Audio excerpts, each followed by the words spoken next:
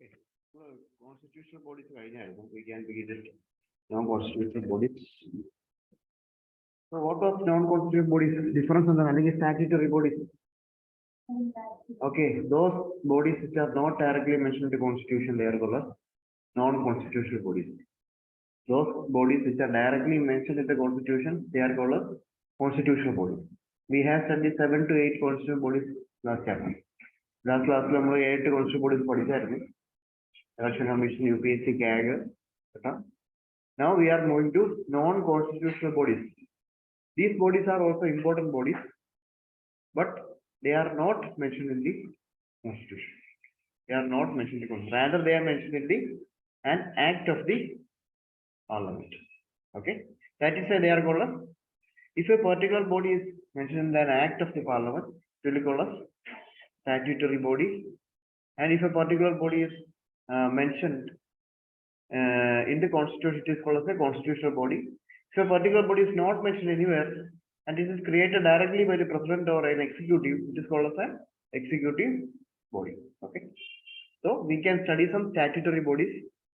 First statutory body we are going to learn is National Human Rights Commission. You might have heard about Human Rights Commission. Human Rights Commission. It's a statutory body. Remember that Human Rights Commission is not a constitutional body. NHRC is not mentioned in the Constitution.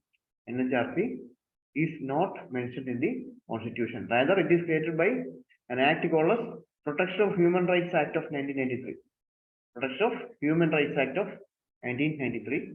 And since it is created through an act, it is called as a statutory body. And it was amended in 2006. This act was amended in 2006.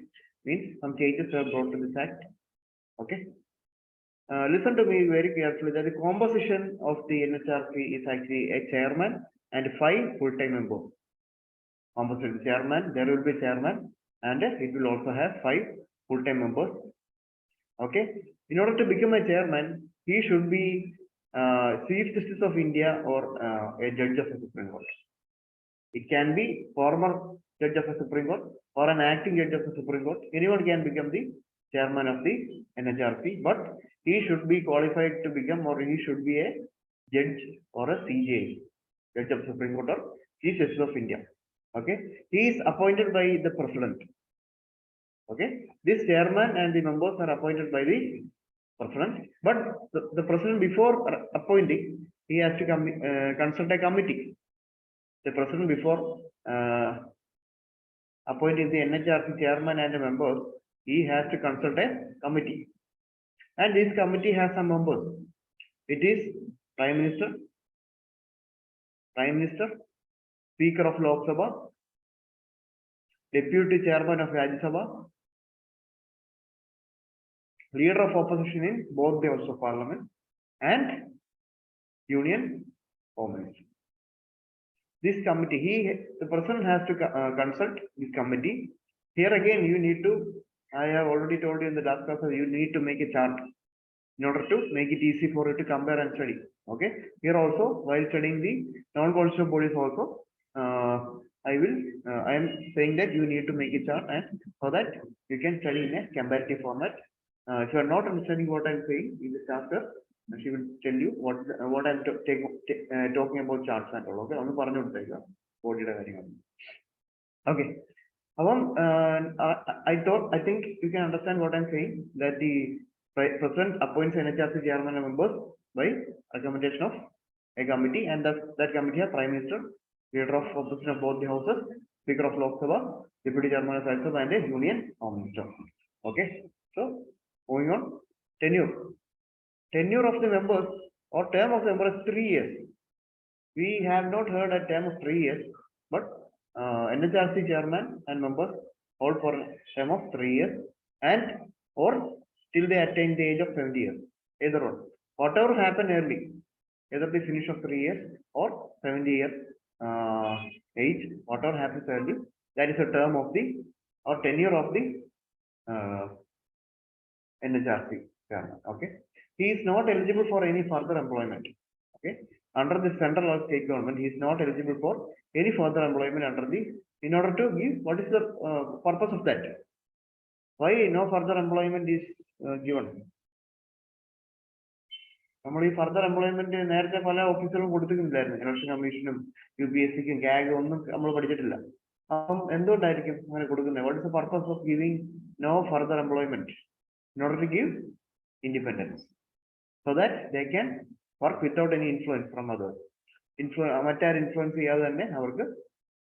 here. For example, a particular NHRC chairman is going to take an action at the government, against the government may influence him by saying that I will give you a much lucrative post after the completion of your current tenure.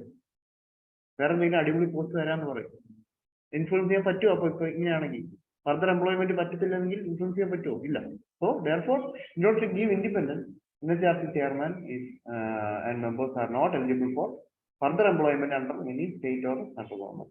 He can be removed under 2 grounds, that is proved misbehavior or incapacity. I will study this ground for anyone else. So a Supreme Court judge can also be removed in the same ground. So and also, if he had to be removed for this purpose, it has to be proved by Supreme Court judge. Means Supreme Court needs to conduct an inquiry. If the NHRC chairman or member has to be removed, the Supreme Court needs to conduct an inquiry. Only after that inquiry, the person can remove such a member or a chairman. Member and chairman are removed in the Supreme Court inquiry. Inquiry, chairman and members can remove him. Otherwise, the person cannot remove the chairman or members. The salaries and allowances are determined by the central government. Functions of the commission. What are the functions? Possible functions. What functions have you heard about NHRC? Why Human Rights Commission comes periodically in the news? Because any human rights violation, they will inquire into any human rights violation. They get many complaints per day, per year. Okay, so they will inquire into all these complaints and look into why, what are the possible reasons of happening human rights violations in our country. Okay, so their main function is to inquire, look into human rights violations or negligence. They can take the case suo motu. That is, I have already told you that through a petition, if somebody is filing a case in NHRC, NHRC will take it up and address the grievance. But they can also do without an appeal or without a complaint. They can take it up by themselves. That is suo motu. Without a complaint, if they are seeing any human rights violation, but no complaints have been reported to them, they can take the case by themselves, and that is called suo motu or without a petition. Okay, complaint if appeal petition case. Okay, suo motu declaration. Suo motu. Okay. State Human Rights Commission. Similar to national level, NHRC, the states of India also have Human Rights Commission. And they are also set up through the same act, Protection of Human Rights Act as 1993.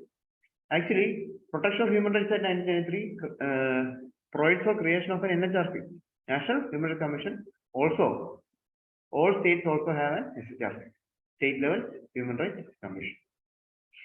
Okay, so if the NHRC chairman and members are appointed by the president, SHRC chairman members will be appointed by governor. The governor is the power.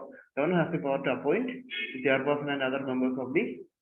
Here also there is a committee recommending the governor for appointment of the chairman. Similar to central level, we have at the state level. For example, for Prime Minister we have Chief Minister. Okay, Chief Minister under Speaker of Legislative Assembly, State Home Minister, Leader of Opposition in the Legislative Assembly. Similar to national level committee, the state level committee, state level also we have a separate committee for recommending the name of the NHRC chairman and member to be appointed to the governor. Okay, and they also have a term of 5 years or until they attain the age of 70 years, whichever is earlier. Okay, whichever is earlier, 5 years or age of 70 years, whichever is earlier. Okay. The chairperson and here also chairperson and members are not further eligible for further employment under the state or the central government. Okay. The chairman or any other member is removed by the president. Okay. President, even though they are appointed by the governor, They can be removed only by the President of India. And they are here also, they are not eligible for any reappointment or further appointment to central or the state government. Okay. Next statutory body is Central Information Commission. You might have heard about also this commission also. How many of you have heard about this commission, Central Information Commission? Okay. Vivaravakash Commission. Vivaravakash Commission. Okay. Vivaravakash Commission is Central Information Commission. The main duty of Central Information Commission is to see you might have some you might need some information from the government. That is, you need to know what is the government doing, or what a particular public authority is doing, whether it is alleging in corruption, where the funds are being utilized in a good manner. All these things you need to know. So you have the right to get what information. So you might file an information to the your local authority. If you want information from this secretariat, you want the information from Secretariat of Trivandrum. Okay, you will apply for information in the Secretariat of Trivandrum. They will have a public information officer. Public information officer. He will give you the required information. If he is not giving you the information at the correct time or not providing you the information, you can appeal to the Central Information Commission or State Level Information Commission. Okay, that is the main function of Central Information Commission. That is to address our grievances. If information is not given to us, he will inquire the matter, or he will provide for other means of getting information. Okay. Now, this is Central Information Commission. It is coming through Right to Information Act. Central Information Commission is coming through Right to Information Act, which is passed in 2005. Okay, remember the act. 2005 and composition, Chief Information Commissioner and not more than 10 Information Commissioners. Okay, the Central Information Commission have a Chief Information Commissioner and not more than 10 other Information Commissioners. Okay, they are all appointed by the President. Here also, before the President appointing Information Commissioner, he has to visit a committee. And that committee have Prime Minister, the Chairman, Leader of Opposition of Lok Sabha, Union Cabinet Minister nominated by the Prime Minister. See, this committee, we have seen a similar committee for the appointment of NHRC members, but there is small difference there. So you need to make a chart and spot out the differences between every statutory body relating to committee, relating to tenure and everything. Are you able to follow me? Okay, so you need to have a clear idea about the different committees of different statutory bodies. Here, Prime Minister acts as the Chairman, Leader of Opposition Lok Sabha and Union Cabinet Minister. Union Cabinet Minister, he is nominated by he can be any minister, but he should be in the cabinet. And he should be nominated by the Prime Minister. So these are the committee of the members of the committee of selection committee of Central Information Commission. And here again, he should not be a member of Parliament or member of state legislature. Okay, those members within the Information Commission, they should not be members of any state legislature. Okay, ഒരു legislature ഒരു MP ഒരു പാർലമെന്റിന്റെ ഒരു ഹൗസിന്റെ member ആവാൻ പാടില്ല information കമ്മീഷണറും അതേപോലെ തന്നെ മറ്റ് it's A basic qualification. Tenure, he holds the office for such term as the central government may prescribe. Central government എന്ത് പറയുന്നു ആ ഒരു ടേമിലേക്ക് ആണ് എന്ത് പറയുന്നത് Chief Information Commissioner and members of Information Commission sit for such a term. But an upper age limit is given, that is 65 years of age. That is, they cannot hold the seat after an age of 65 years, and they are not eligible for reappointment. A Information Commissioner, after resigning the post, is not eligible for sitting again in that post for a second time. That is, he is not eligible for reappointment. Hello? 70 years are maximum. See, from 70 years. Human Rights Commission. അല്ല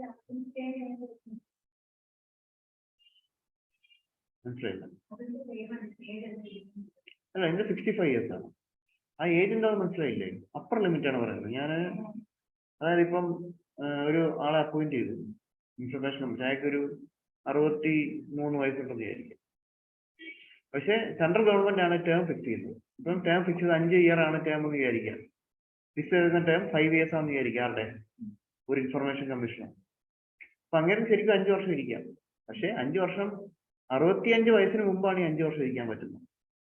അപ്പൊ 63ാമത്തെ വയസ്സിൽ അയാൾ കയറി കഴിഞ്ഞാൽ 2 വർഷമാക്കി ഇരിക്കാൻ പറ്റും. Even though he has a tenure of 5 years, he cannot sit beyond 65 years. അതാണ് ഏജ് ലിമിറ്റ് ഉദ്ദേശിക്കുന്നത് കേട്ടോ. ഓക്കെ. പക്ഷെ NHRCക്ക് വരുമ്പോൾ 70 years ആണ്, 70 വയസ്സ് വരെ ഇരിക്കാൻ പറ്റും. അതങ്ങനെ ഡിഫറൻസ് ഉണ്ട്, ഓരോ സ്റ്റാറ്റ്യൂട്ടറി ബോഡീസിനും ഡിഫറൻസ് ഉണ്ട്. അത് കഴിഞ്ഞ സെഷനിൽ ഇദ്ദേഹം വന്നിട്ടില്ലായിരുന്നു അല്ലേ? അത് ഇത്രയും കൺഫ്യൂഷൻ ഉണ്ട്. ഞാൻ പറഞ്ഞില്ല സെഷൻസ് മിസ്സാക്കുമായിരിക്കും നോക്കാം. അപ്പൊ ഞാൻ ഈ ബേസിലേക്ക് എനിക്ക് പോകേണ്ട ആവശ്യം വരുന്നു. മനസ്സിലായില്ലേ? കഴിഞ്ഞ സെഷനിൽ ഞാൻ ഇതിനെപ്പറ്റി ഡിസ്കസ് ചെയ്തിട്ടുണ്ടായിരുന്നു. ഈ ഇലക്ഷൻ കമ്മീഷണർക്കും അതേപോലെ കോൺസ്റ്റിറ്റ്യൂട്ടറി ബോഡീസിനൊക്കെ ഇതേപോലെ ഉണ്ടായിരുന്നു. Okay. Powers and functions. What are the main power and function? Means if any person has been if a person has not been given information, a particular information നമ്മൾ അപ്ലൈ ചെയ്തു, ഇതിന് information കൊടുത്തില്ലെങ്കിൽ he can complain to the Central Election Information Commission, and this information commission will look into the complaint of that particular person. That is the main function. Okay, so receive and inquire into a complaint from any person, okay, regarding the request of an information. Okay, and this information commission can order an inquiry and or order an inquiry if എന്തുകൊണ്ടാണ് ഈ information കൊടുത്തില്ല എന്നുള്ളതിന്റെ കാര്യങ്ങളിൽ ഈ information commission ഒരു inquiry order ചെയ്യാൻ പറ്റും. And a corresponding investigation will be done. And information commission has all the powers of civil court. Summons കൊടുക്കാം, ഡോക്യുമെന്റ്സ് പ്രൊഡ്യൂസ് ചെയ്യാൻ പറയാം കേട്ടോ. സിമിലർ ആയിട്ടുള്ള എല്ലാ പവേഴ്സും ഉണ്ട് ഒരു ഇൻഫർമേഷൻ കമ്മീഷണർക്ക്. So it has the power of a civil court, and it can order for summoning or requiring documents. മനസ്സിലാവുന്നുണ്ടല്ലോ? So it can inquire, it can order for inquiry why a particular information has not been given to a person that he has been applied for. So in order to main function of the information commission is to properly implement, to help properly implement the Right to Information Act. Okay. And removal is done by the president. Removal of information commissioners is done by the president. Ground of bankruptcy, unsound mind, infirmity of body of mind, sentenced to be imprisonment and or engaged in a paid employment. In any other employment, then jolly is if he is holding any office of profit, if he is sentenced for an imprisonment for a particular crime, or if he is an unsound mind, if mental health is not proper, or he has gone debt, or he has gone bankruptcy, on all these grounds, information commission can be removed. But there is one more ground, misbehavior and incapacity. Last session I have already said you that if the ground is misbehavior and incapacity, there will be a Supreme Court inquiry. Very good. And this Supreme Court inquiry, the president can remove the chief election information commissioner based on misbehavior and incapacity if and only if Supreme Court approved it. പക്ഷെ ബാക്കിയുള്ള ഗ്രൗണ്ടിലൊക്കെ പ്രസിഡന്റിന് directly remove ചെയ്യാം. പക്ഷെ misbehaviour incapacity ആണ് ഗ്രൗണ്ടെങ്കിൽ supreme court ഒരു enquiry, separate enquiry എന്ത് ചെയ്യണം, നടത്തണം. ആ എൻക്വയറിക്ക് ശേഷം മാത്രമേ പ്രസിഡന്റിനെ റിമൂവ് ചെയ്യാൻ പറ്റുള്ളൂ. Okay. Salaries and allowances of CIC are similar to those of Chief Election Commissioner. The salaries and allowances of Chief Information Commissioner is similar to that of a Chief Election Commissioner. Again, we are moving to the State Information Commission. Similar to National Information Commission, we have a state level Information Commission. Here also the composition is a Chief Information Commissioner and up to 10 Information Commissioners. Okay. They are all appointed by the governor on the recommendation of the chief. And again, here also we have a committee, and these committee members are Chief Minister, Cabinet Minister, nominated by him and a leader of opposition. Similar to what we had in the central level, here also we have a separate committee. And this committee have CM, cabinet minister, and a leader of opposition. Okay. Qualification. Main qualification is similar to central level. He should not be an MP or an MLA. This person to be appointed as an information commissioner should not be an MP or an MLA. He should not be connected to any political party. He should not have any allegiance or affiliation to any political party. He should not be a member of any political party. He should not be doing some business or holding an office of profit. These are all the qualification of a chief information. His term is 65 or 5 years. His term is either 5 years or 65 years. Okay.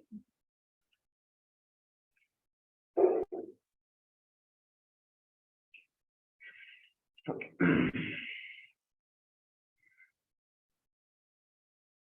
If removal is done by the governor, and the grounds of removal are similar to a central level information commissioner, that is bankruptcy, unsound mind, infirmity of body or mind, imprisonment, or engaged in paid employment. All these things are similar to the central level. We just have to revise. It's like a revision. Okay. And salary and analysis of information commissioner are similar to that of election commission of the state. A state information commissioner salary is similar to that of a election commission of the state. So information commissioner salary in order state election commissioner put the name. Are you able to follow me? Okay. Okay. We are moving to the Central Vigilance Commission. Have you heard about Vigilance Commission? Mainly, vigilance. Any kind of corruption related cases vigilance and so that is the main thing about Central Vigilance Commission. And the Vigilance Commission is established in 1964 by an executive resolution of central government. So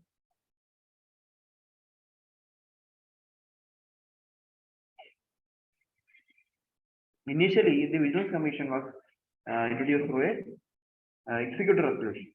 Means the central government recommended for appointment of a particular committee called Central Vigilance Commission in order to tackle the cases of corruption within the government. Government corruption case tackle executive body the government body Central Vigilance Commission. Okay, and it was first time recommended by the Samdana committee. Remember this committee? This committee was introduced in order to inquire or give recommendation about prevention of corruption. This committee was introduced in order to inquire into reasons of corruption within the country. And there corruption inquiry committee Samdana committee, and this committee recommended for establishment of a body in order to investigate matters of corruption. That's why we brought a body known as Central Vigilance Commission, and the government through a resolution created Central Vigilance Commission in 1964. Okay. Later on, it was given statutory status. And its composition. It's a multi-member body, and it will have a Central Vigilance Commissioner and not more than 2 other Vigilance Commissioners. We have a Central Vigilance Commissioner plus not more than 2 other Vigilance Commissioners. Okay, remember the composition. He is appointed, a Central Vigilance Commissioner is appointed by the President. But before appointing, here also we have a committee. Before appointing, the President has to consult the members of this committee before the appointment. And it will have following members. It will have Prime Minister, it will have Home Minister, and Leader of Opposition office. This committee will recommend a name to the President, and President will appoint such a name as the Information Commissioner. Sorry, Vigilance Commissioner. Are you able to understand? Understand? എന്താ മനസ്സിലാവുന്നത്? പറഞ്ഞോ. അതായത് ഇപ്പം നമുക്ക് appoint ചെയ്യുന്നതിന് മുമ്പ് ഈ committee ഉണ്ടാവും. നമ്മൾ ഇത്ര നേരം പഠിച്ചെന്നായിരുന്നു എല്ലാ ബോഡീസിലും അപ്പോയിന്റ്മെന്റ് എങ്ങനെയാണ് നടക്കുന്നത്? നമ്മൾ 2 ബോഡി പഠിച്ചില്ലേ, അതെങ്ങനെ അപ്പോയിന്റ്മെന്റ് നടക്കുന്നത്? സെൻട്രൽ ഇൻഫർമേഷൻ കമ്മീഷണർക്ക് എങ്ങനെ അപ്പോയിന്റ്മെന്റ് നടക്കും?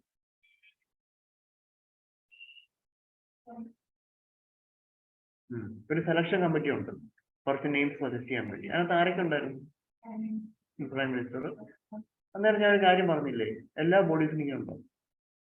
പക്ഷെ ഈ സെലക്ഷൻ കമ്മിറ്റിയിലെ മെമ്പേഴ്സ് കുറച്ച് മാറി നിൽക്കും. വേറെ മനസ്സിലാവുന്നില്ല കേട്ടോ.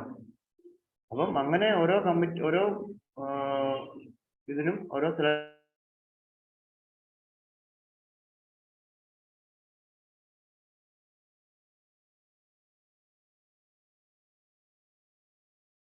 അല്ലെങ്കിൽ ഏത് കമ്മീഷൻ ആയിക്കോട്ടെ, നമ്മൾ പഠിക്കുന്ന ഓരോ ബോഡിക്കും ഓരോ സെലക്ഷൻ കമ്മിറ്റി ഉണ്ട്. ഈ സെലക്ഷൻ കമ്മിറ്റിയുടെ ജോലി എന്ന് പറഞ്ഞാൽ കുറച്ച് നെയിംസ് സജസ്റ്റ് ചെയ്യാം. ഇപ്പം പഠിക്കുന്ന ബോഡി ഏതാ? എവിടെയാ ശ്രദ്ധിക്കുന്നുണ്ടോ? ഇപ്പൊ പഠിക്കുന്ന ബോഡി ഏതാ? Central vigilance commission. അപ്പൊ വിജിലൻസ് കമ്മീഷണർ എന്നുള്ളൊരു ചീഫിലെ അലക്ട് ചെയ്യുമ്പോൾ അതിനകത്തില് വിജിലൻസ് കമ്മീഷണറിന്റെ ഹെഡിനെ അപ്പോയിന്റ് ചെയ്യുമ്പോൾ ഇതേപോലെ സെലക്ഷൻ കമ്മിറ്റി ഉണ്ട്. അപ്പൊ ഈ വിജിലൻസ് കമ്മീഷണർ നെയിം സജസ്റ്റ് ചെയ്യും. ഈ സജസ്റ്റ് ചെയ്ത നെയിം ആണ് പിന്നീട് പ്രസിഡന്റ് അപ്പോയിന്റ് ചെയ്യുന്നത്. You need to listen to the class very carefully കേട്ടോ. Holding an office for 4 years, ഇത് 4 വർഷത്തേക്കാണ് ടേം ഇരിക്കുന്നത്. ഓർ ഒന്നെങ്കിൽ 65 വയസ്സ് വരെ ഇരിക്കും, അല്ലെങ്കിൽ 4 വർഷത്തേക്ക് ആണ് ടേം വരുന്നത്. എന്തെങ്കിലും ഒന്നായിരിക്കും ആദ്യം സംഭവിക്കുന്നത് കേട്ടോ. 4 years or 65 years. Is not eligible for any further employment. അതായത് ഒരു ഓഫീസിൽ ഇരുന്ന് കഴിഞ്ഞാൽ ഫർദർ ആയിട്ടുള്ള എംപ്ലോയ്മെന്റിന് വേണ്ടി എന്തിനാ അങ്ങനെ കൊടുക്കുന്നത്? ഇതിനെ ഫർദർ എംപ്ലോയ്മെന്റ് കൊടുക്കാതിരിക്കുന്നത്? In order to give independence to that office. And his salary and allowances are similar to UPSC. മുമ്പത്തെ ബോഡിയുടെ ഏതായിരുന്നു salary and allowance related? Similar to election commissioner. അത് ഇൻഫർമേഷൻ കമ്മീഷണർക്ക് salary and allowances are similar to election commissioner. അപ്പൊ ഇവിടേക്ക് വരുമ്പോൾ salary and allowance related to UPSC ചേർക്കാൻ. Chart ഉണ്ടാക്കുക, ഇതെല്ലാം എന്ത് ചെയ്യാം, മൾട്ടിപ്പിൾ ടൈംസ് വായിക്കുക. ചെറിയ ചെറിയ മൈനർ ഡിഫറൻസേ ഉള്ളൂ കേട്ടോ. റിമൂവൽ എങ്ങനെയാ റിമൂവ് ചെയ്യുന്നത്? Here the president is removing. Okay, here also grounds എന്താണ്? Proved incapacity and misbehaviour. Proved incapacity misbehaviour എന്താ ചെയ്യണ്ടേ പറഞ്ഞേ? പ്രൂവ്ഡ് ഇൻകപ്പാസിറ്റി മിസ്ബിഹേവിയർ വരുമ്പോൾ എന്താ ചെയ്യണ്ടേ? If the ground of removal is proved incapacity of behaviour, what is the procedure? Tell me what is the procedure. President is removing on any ground, the president is the one who is removing. But if the ground is proved incapacity or misbehavior, what is the process for removal?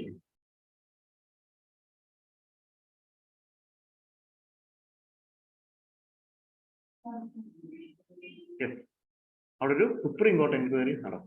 Supreme Court of the ground misbehavior proved incapacity ആണെങ്കിൽ Supreme Court of the inquiry നടത്തുന്ന ഞാൻ 4 വട്ടം ഇപ്പൊ തന്നെ പറഞ്ഞില്ലേ. Okay, അപ്പൊ നിങ്ങൾ class ശ്രദ്ധിക്കുന്നില്ല, അതാണ് എന്റെ പ്രശ്നം. അത് മാത്രമേ എനിക്ക് പ്രശ്നമുള്ളൂ. നിങ്ങൾ ക്ലാസ് ഇച്ചിരൂടെ ശ്രദ്ധിക്കണം, എന്നാലേ ഞാൻ പറയുന്ന ഓരോ കാര്യങ്ങൾ പിക്ക് ചെയ്തെടുക്കണം. എന്നാലേ നിങ്ങൾക്ക് കറക്റ്റായിട്ട് സോൾവ് ചെയ്യാൻ പറ്റത്തുള്ളൂ ആൻസേഴ്സ് ഒക്കെ. ബി മോർ അറ്റൻറ്റീവ്, കുറച്ച് അറ്റൻറ്റീവ് ആവും. Okay. Salary and allowances of the central vigilance commission. Salary and allowances central vigilance are similar to that of a chairman of UPSC. Again they are, അവിടെ ഞാൻ already പറഞ്ഞു, they are equated to chairman of UPSCയുടെ ചെയർമാനായിട്ടാണ് equate. UPSC ചെയർമാന്റെ കാര്യങ്ങളൊക്കെ നമ്മൾ കഴിഞ്ഞ സെഷനിൽ പഠിച്ചായിരുന്നു. അപ്പൊ ഇവരുടെ സാലറീസും അലവൻസസും ഒക്കെ ഫിക്സ് ചെയ്യുന്നത് similar to that of a chairman of UPSC. Okay. And you know CBI, central bureau of investigation. CBI ആണ് നമ്മുടെ രാജ്യത്തെ ഏറ്റവും പ്രീമിയർ ആയിട്ടുള്ള ഇൻവെസ്റ്റിഗേഷൻ ഏജൻസി. ഈ CVC ആണ് CBIയുടെ മേളിലും എന്തുണ്ട്? They have superintendents. Means CVC have a superintendence over CBI. അതായത് CVC ചില കാര്യങ്ങൾ, ചില കറപ്ഷൻ റിലേറ്റഡ് കേസസ് ഒക്കെ ഇൻവെസ്റ്റിഗേറ്റ് ചെയ്ത് CVC might find out some corruption related issues or corruption related cases, and CVC will recommend. CVC does not have its own investigation team. CVC will recommend the CBI to investigate on that matter. ഞാൻ പറഞ്ഞ മനസ്സിലാവുന്നുണ്ടോ? CVC അടുത്ത് ചിലപ്പോൾ investigate ചെയ്യാനായിട്ടൊക്കെ പറയും. അപ്പം CBI എന്ത് ചെയ്യണം? ആ കാര്യങ്ങളൊക്കെ ഇൻവെസ്റ്റിഗേറ്റ് ചെയ്യണം. അപ്പം mainly those issues related in the prevention of corruption act. Whatever the offences are listed in the Prevention of Corruption Act, if CVC find some of the offences in the Prevention of Corruption Act or some government officials, CVC will recommend to CBI to investigate it. CVC might not conduct investigation by itself. Its main function is to recommend the investigation, and CBI will be the one who is investigating. Okay, so in an indirect sense, CVC have a power of superintelligence over the CBI. Okay, not an investigation agency.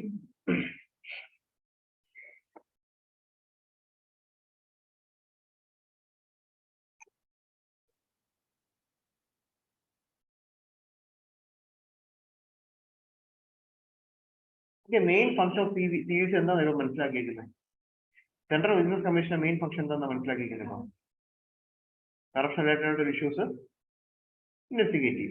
There is an act called Prevention of Corruption Act 1988. See, in this Prevention of Corruption Act 1988, there are many corruption offences listed. ഒരുപാട് corruption offences എന്ത് ചെയ്യുന്നു listed ആകുന്നുണ്ട്. Okay, അങ്ങനെ corruption offences listed ആകുന്നുണ്ട്. ഇതിനകത്ത് ഏതെങ്കിലും ഒരു corruption offences ഒരു പർട്ടിക്കുലർ പബ്ലിക് സർവന്റ് ചെയ്യുകയാണെങ്കിൽ he can be held liable according to this act. ഈ ആക്ട് പ്രകാരം അദ്ദേഹത്തെ എന്ത് ചെയ്യാം, ലയബിൾ ആയിട്ട് വെക്കാം. അപ്പം അങ്ങനത്തെ കാര്യങ്ങളിലേക്ക് ഇൻവെസ്റ്റിഗേറ്റ് ചെയ്യുന്നതും അങ്ങനത്തെ അലിഗേഷൻസിലേക്കൊക്കെ എൻക്വയറി ചെയ്യുന്നതും ഒക്കെ ആരായിരിക്കും? വിജിലൻസ് കമ്മീഷൻ ആയിരിക്കും കേട്ടോ. Central vigilance commission duty is it has the main duty into enquiring into offences related to Prevention of Corruption Act 1988. There is any corruption related issues within the government. Government അകത്ത് തന്നെ നടക്കുന്ന corruption ആയിട്ടുള്ള issue. The headquarters of Central Vigilance Commission is in New Delhi. കേട്ടോ, ന്യൂഡൽഹിയിലാണ് headquarters of the Vigilance Commission, and it has the power to regulate its own procedure. It has the power to regulate its own procedure. That is, it has all the powers of a civil court. ഒരു civil കോർട്ടിന് ഒരു civil കോർട്ടിന് എന്തൊക്കെ ചെയ്യാൻ പറ്റും? നമുക്ക് summons തരാൻ പറ്റും, ഇല്ലേ? നമ്മോട് കോടതിയിൽ ഹാജരാകാൻ പറയാൻ പറ്റും, ഇല്ലേ? അങ്ങനെ എല്ലാ പവറും എന്തുണ്ട്? ഇപ്പം വിജിലൻസ് കമ്മീഷൻ വേണമെങ്കിൽ ഏതെങ്കിലും കറപ്ഷനകത്ത് പെട്ടിട്ടുള്ള ഏതെങ്കിലും ഓഫീസർ ഉണ്ടെന്ന് വിചാരിക്കാം. ഓഫീസർക്ക് വേണ്ടി സമൻസ് കൊടുക്കാൻ പറ്റും. സമൻസ് കൊടുക്കുമ്പോൾ എന്താ, ഓഫീസർ ഹാജരാവണം കമ്മീഷന്റെ ഫ്രണ്ടിൽ. അപ്പൊ അതൊരു സിവിൽ കോർട്ടിനുള്ള അധികാരമാണ്. അങ്ങനെ ഒരു പവർ ഉണ്ട് CVCക്ക്. And CVC can enquire into his corruption related offences either directly or through CBI. ഇങ്ങനെയുള്ള other കാര്യങ്ങൾ. And an annual report is presented before the president. And a performance report on actually how many cases have been inquired or how many vigilance cases have been reported in this year. Okay, ഇങ്ങനെയുള്ള കാര്യങ്ങളെല്ലാം ഒരു റിപ്പോർട്ടിൽ എന്ത് ചെയ്യും? Vigilance commission will submit it to the president, and president will put it in before the, നമ്മൾ നേരത്തെ പഠിച്ച പോലെ ഇലക്ഷൻ കമ്മീഷൻ ഒക്കെ പഠിച്ചപ്പോൾ റിപ്പോർട്ട് വരുമ്പോൾ പ്രസിഡന്റ് എന്ത് ചെയ്യും? പ്രസിഡന്റ് ആലോചിക്കുക. അങ്ങനെ ഒരു പ്രോസസ്സാണ്. Okay, so I hope you understood what is the meaning of Vigilance Commission related കാര്യങ്ങൾ. Bureau of Investigation, again CBI. This might be the most familiar institution for you because of movies. Many movies you might have seen CBI related movies. Okay. Again, it was അതിനകത്തില് നിങ്ങൾ കണ്ടിട്ടുണ്ടാവും, ഈ CBI ഒരു സ്റ്റേറ്റിലേക്ക് investigate ചെയ്യാൻ വരുമ്പോ മന്നത്തില് ഇപ്പൊ മമ്മൂട്ടിയുടെ ആ സിനിമ കണ്ടുണ്ടാവല്ലോ, CBI കണ്ടിട്ടില്ല? ഏതെങ്കിലും ഒരു CBI മൂവി ഇറങ്ങും പണ്ടത്തെ ഏതെങ്കിലും? ഏതറിയാം CBI? അതിന് മുമ്പ് ഇറങ്ങിയൊരു കണ്ടോ, ജാഗ്രത എന്നൊക്കെ പറഞ്ഞിട്ട് കണ്ടിട്ടുണ്ടോ? നിങ്ങൾ എല്ലാവരും കണ്ടിട്ടുണ്ടോ? എല്ലാവരും കണ്ടിട്ടുണ്ടോ വിചാരിക്കും. കണ്ടിട്ടില്ല? Okay, okay. അപ്പം ഇതിനകത്തിലൊരു കാര്യമുണ്ട്. അതിനകത്തില് മമ്മൂട്ടിയുടെ ക്യാരക്ടറാണ് എന്ത് ചെയ്യുന്നത്, CBI ഓഫീസറായിട്ടുള്ള ജോലി ചെയ്യുന്നത്. അതില് സുകുമാരന്റെ റോളുണ്ട്. സുകുമാരൻ അവിടുത്തെ ലോക്കൽ പോലീസാണ്. ഓക്കെ, അല്ലെങ്കിൽ ഒരു കാര്യമുണ്ട്, അവിടുത്തെ ലോക്കൽ പോലീസിന് ഒട്ടും ഇഷ്ടമല്ല ഈ CBI ഇൻവെസ്റ്റിഗേറ്റ് ചെയ്യാൻ വരുന്നത്. എന്തുകൊണ്ടായിരിക്കും? അവരെക്കാളും പവറിന്റെ മാത്രമല്ല, ഇവര് ചെയ്യേണ്ട ജോലിയായിരുന്നു അത്. ഇവര് ചെയ്യാൻ പറ്റാത്തത് കൊണ്ടാണ് CBI വന്ന് അത് ചെയ്തത്. CBI ഒരു സെൻട്രൽ ലെവൽ ബോഡിയാണ്, സെൻട്രൽ ലെവൽ ഇൻവെസ്റ്റിഗേഷൻ ഏജൻസിയാണ്. അത് direct control by central government ആണ്. അതേസമയം ഒരു സാധാരണ സ്റ്റേറ്റ് പോലീസ് പറഞ്ഞ സ്റ്റേറ്റിനകത്തുള്ളൊരു പവറാണ് ഉള്ളത്. സ്റ്റേറ്റ് ലെവൽ ബോഡിയാണ് It is not a central level body. Police is a state subject. So obviously, ഈ CBI കൊണ്ടുവരുമ്പോൾ സ്റ്റേറ്റ് ലെവലിലുള്ള ആൾക്ക് അല്ലെങ്കിൽ സ്റ്റേറ്റ് ലെവലുള്ള പോലീസ് ചീഫ് ഒന്നും അത്രയും കോപ്പറേഷൻ കൊടുക്കാൻ തോന്നാറില്ല. മാത്രമല്ല, ഒരു സ്റ്റേറ്റിലേക്ക് ഒരു CBI ഇൻവെസ്റ്റിഗേഷൻ വരണമെന്നുണ്ടെങ്കിൽ ആ സ്റ്റേറ്റിന്റെ കൺസെന്റ് വേണം. ആ സ്റ്റേറ്റ് കൺസെന്റ് കൊടുത്താൽ മാത്രമേ എന്ത് വരത്തുള്ളൂ, CBIക്ക് ആ സ്റ്റേറ്റിൽ ഇൻവെസ്റ്റിഗേറ്റ് ചെയ്യാൻ പറ്റും. ഈ കൺസെന്റിന് രണ്ട് രീതിയിലുണ്ട്. ജനറൽ കൺസെന്റും ഉണ്ട്, സ്പെസിഫിക് കൺസെന്റും ഉണ്ട്.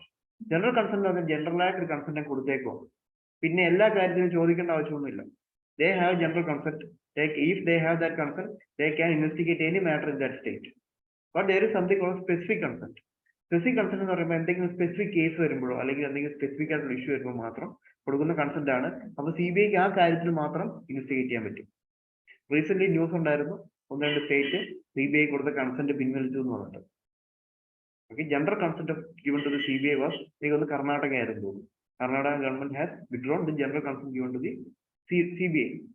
Okay, main ആയിട്ടുള്ള ഇഷ്യൂ എന്ന് പറഞ്ഞാൽ CBI will act as an agent of the central government. Central government ചുമ്മാ ആവശ്യമില്ലാത്ത കേസൊക്കെ പറഞ്ഞിട്ട് സ്റ്റേറ്റ് ഗവൺമെന്റ് പ്രശ്നം ഉണ്ടാക്കാൻ വേണ്ടി, ഇപ്പൊ ഓപ്പോസിഷൻ പാർട്ടി റൂൾ ചെയ്യുന്ന സ്റ്റേറ്റ് ആണെങ്കിലും എന്ത് ചെയ്യും, സെൻട്രൽ ഗവൺമെന്റ് ആണെങ്കിലും പ്രശ്നങ്ങൾ ഉണ്ടാക്കാൻ വേണ്ടി CBI യൂസ് ചെയ്യും. It's a possible issue. അങ്ങനെ ഇഷ്യൂസ് പലതും നടക്കുന്നുണ്ട്. ഇവിടെ തന്നെ NIA പ്രശ്നം ഒന്ന് ഓർക്കുന്നില്ലേ? We had an issue here related to Swapna Suresh and all. ആ issue national investigation agency NIA, central level agency, NIA ആണ് ഇൻവെസ്റ്റിഗേറ്റ് ചെയ്തത്. അപ്പൊ ഇൻവെസ്റ്റിഗേറ്റ് NIA കേരളത്തിലേക്ക് വന്നപ്പോൾ എന്ത് ചെയ്യുന്നു, നമ്മുടെ മിനിസ്റ്റേഴ്സ് ഒക്കെ പറഞ്ഞെന്താ, സെൻട്രൽ ഗവൺമെന്റ് ഒരു NIA ഒരു പപ്പറ്റായിട്ട് യൂസ് ചെയ്തിട്ട് നമുക്കെതിരെ അലിഗേഷൻസ് ഉണ്ടാക്കുകയാണ്, ഇല്ലാത്ത പ്രശ്നങ്ങൾ ഉണ്ടാക്കുകയാണ്. See, these kind of issues will happen again and again. This is one of the major issues CBI face ചെയ്യുന്ന ഒരു ഇഷ്യൂ കൂടെയാണ്. CBI Central Level Premier Investigation Agency. It was created. Remember one thing, that CBI is not a statutory body. That is, CBI is not created through any act of the Parliament.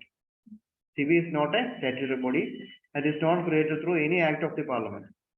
Rather, it was created through an executive resolution. There is an executive order of the Ministry of Home Affairs in 1963. 1963 ഒരു executive resolution of home അഫയേഴ്സിനോടെയാണ് എന്ത് CBI എന്നൊരു body create ആയത്.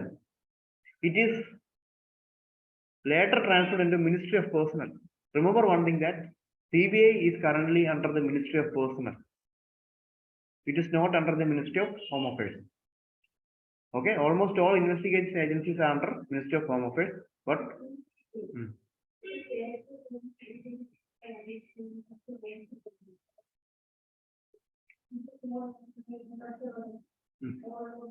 അങ്ങനെ rules ബാധകമല്ലായിരിക്കൊന്നുമില്ല. Rules ഒക്കെ എല്ലാവർക്കും ഏകദേശം ഒരേപോലെ തന്നെയാണ്.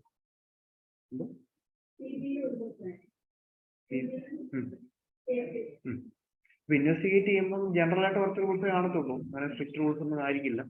ഇപ്പം ഇൻവെസ്റ്റിഗേഷന്റെ കാര്യങ്ങൾക്ക് എല്ലാം സിമിലർ റൂൾസ് ആയിരിക്കും ഇൻവെസ്റ്റിഗേഷൻ ഒക്കെ വരുന്നത്. അതിന് സെപ്പറേറ്റ് ആയിട്ട് CBIക്ക് ആയിട്ട് ഒരു സ്റ്റേറ്റിലേക്ക് കയറി വരാൻ പറ്റില്ല. സ്റ്റേറ്റ് കൺസെന്റ് വേണം. കാര്യം പോലീസ് എന്നുള്ളത് സ്റ്റേറ്റ് സബ്ജക്റ്റ് ആണ്. So in order to have a അങ്ങനത്തെ കാര്യങ്ങളൊക്കെ ഇൻവെസ്റ്റിഗേറ്റ് ചെയ്യണമെന്നുണ്ടെങ്കിൽ they need to get a consent of the state government. Okay. So Ministry of Personnel ആയിരുന്നു എന്ത് വരുന്നത്, CBI is under the Ministry of Personnel. And remember one thing, that there is a something called Delhi Special Police Establishment Act. Delhi Special Police Establishment Act of 1946. I have already told you that CBI is not a statutory body, but CBI derives its power from Delhi Special Police Establishment Act. See, ഞാൻ പറഞ്ഞിട്ടുണ്ട്, ഒരു statutory ബോഡിയാണ്, ഒരു particular act വന്നിട്ട് ആ ബോഡിയെ setup ആക്കുകയാണെങ്കിലാണ് statutory body ആവുന്നത്. മനസ്സിലാവുന്നുണ്ടോ? ഇപ്പം NHRC ഏത് കീഴിലായിരുന്നു? NHRC ഏത് ആക്ട് കീഴിലായിരുന്നു? Protection of human rights act 1993. അതിന്റെ കീഴിലാണ് NHRC വരുന്നത്. ഓക്കെ, അപ്പം NHRC ആക്ട് വഴിയാണ് ആ ബോഡി ഉണ്ടാക്കിയത്. പക്ഷെ ഇത് അങ്ങനെയൊന്നും അല്ല. CBI അങ്ങനെ ആക്ട് വഴി ഉണ്ടാക്കിയൊരു ബോഡിയല്ല, ഒരു എക്സിക്യൂട്ടീവ് റെസൊല്യൂഷനോട് വരുന്നൊരു ബോഡിയാണ്. പക്ഷെ ഇതിന്റെ കുറച്ച് ഈ ഡൽഹി പോലീസിന്റെ ഈ ആക്ട് ഉണ്ടല്ലോ, Delhi police establishment act of 1946, അതിനകത്തിലെ കുറെ കാര്യങ്ങളിൽ പവർ CBIക്കാണ് കിട്ടുന്നത്. അത്രേ ഉള്ളൂ. Even though CBI derives the power from this particular act, CBI is not created through this act. So CBI is not a statutory body. CBI is still an executive body. deriving its power from Delhi Police Establishment Act of 1946. More than. Okay, and it is a national central bureau of Interpol. Have you heard about Interpol? You might have heard various films. Again, പല സിനിമയിലൊക്കെ Interpol investigation ഉണ്ട്, Interpol കൊല്ലാൻ വെച്ചിരിക്കുന്ന തലവനാണെന്നൊക്കെ പറഞ്ഞിട്ട് തള്ളുന്ന കേൾക്കാം.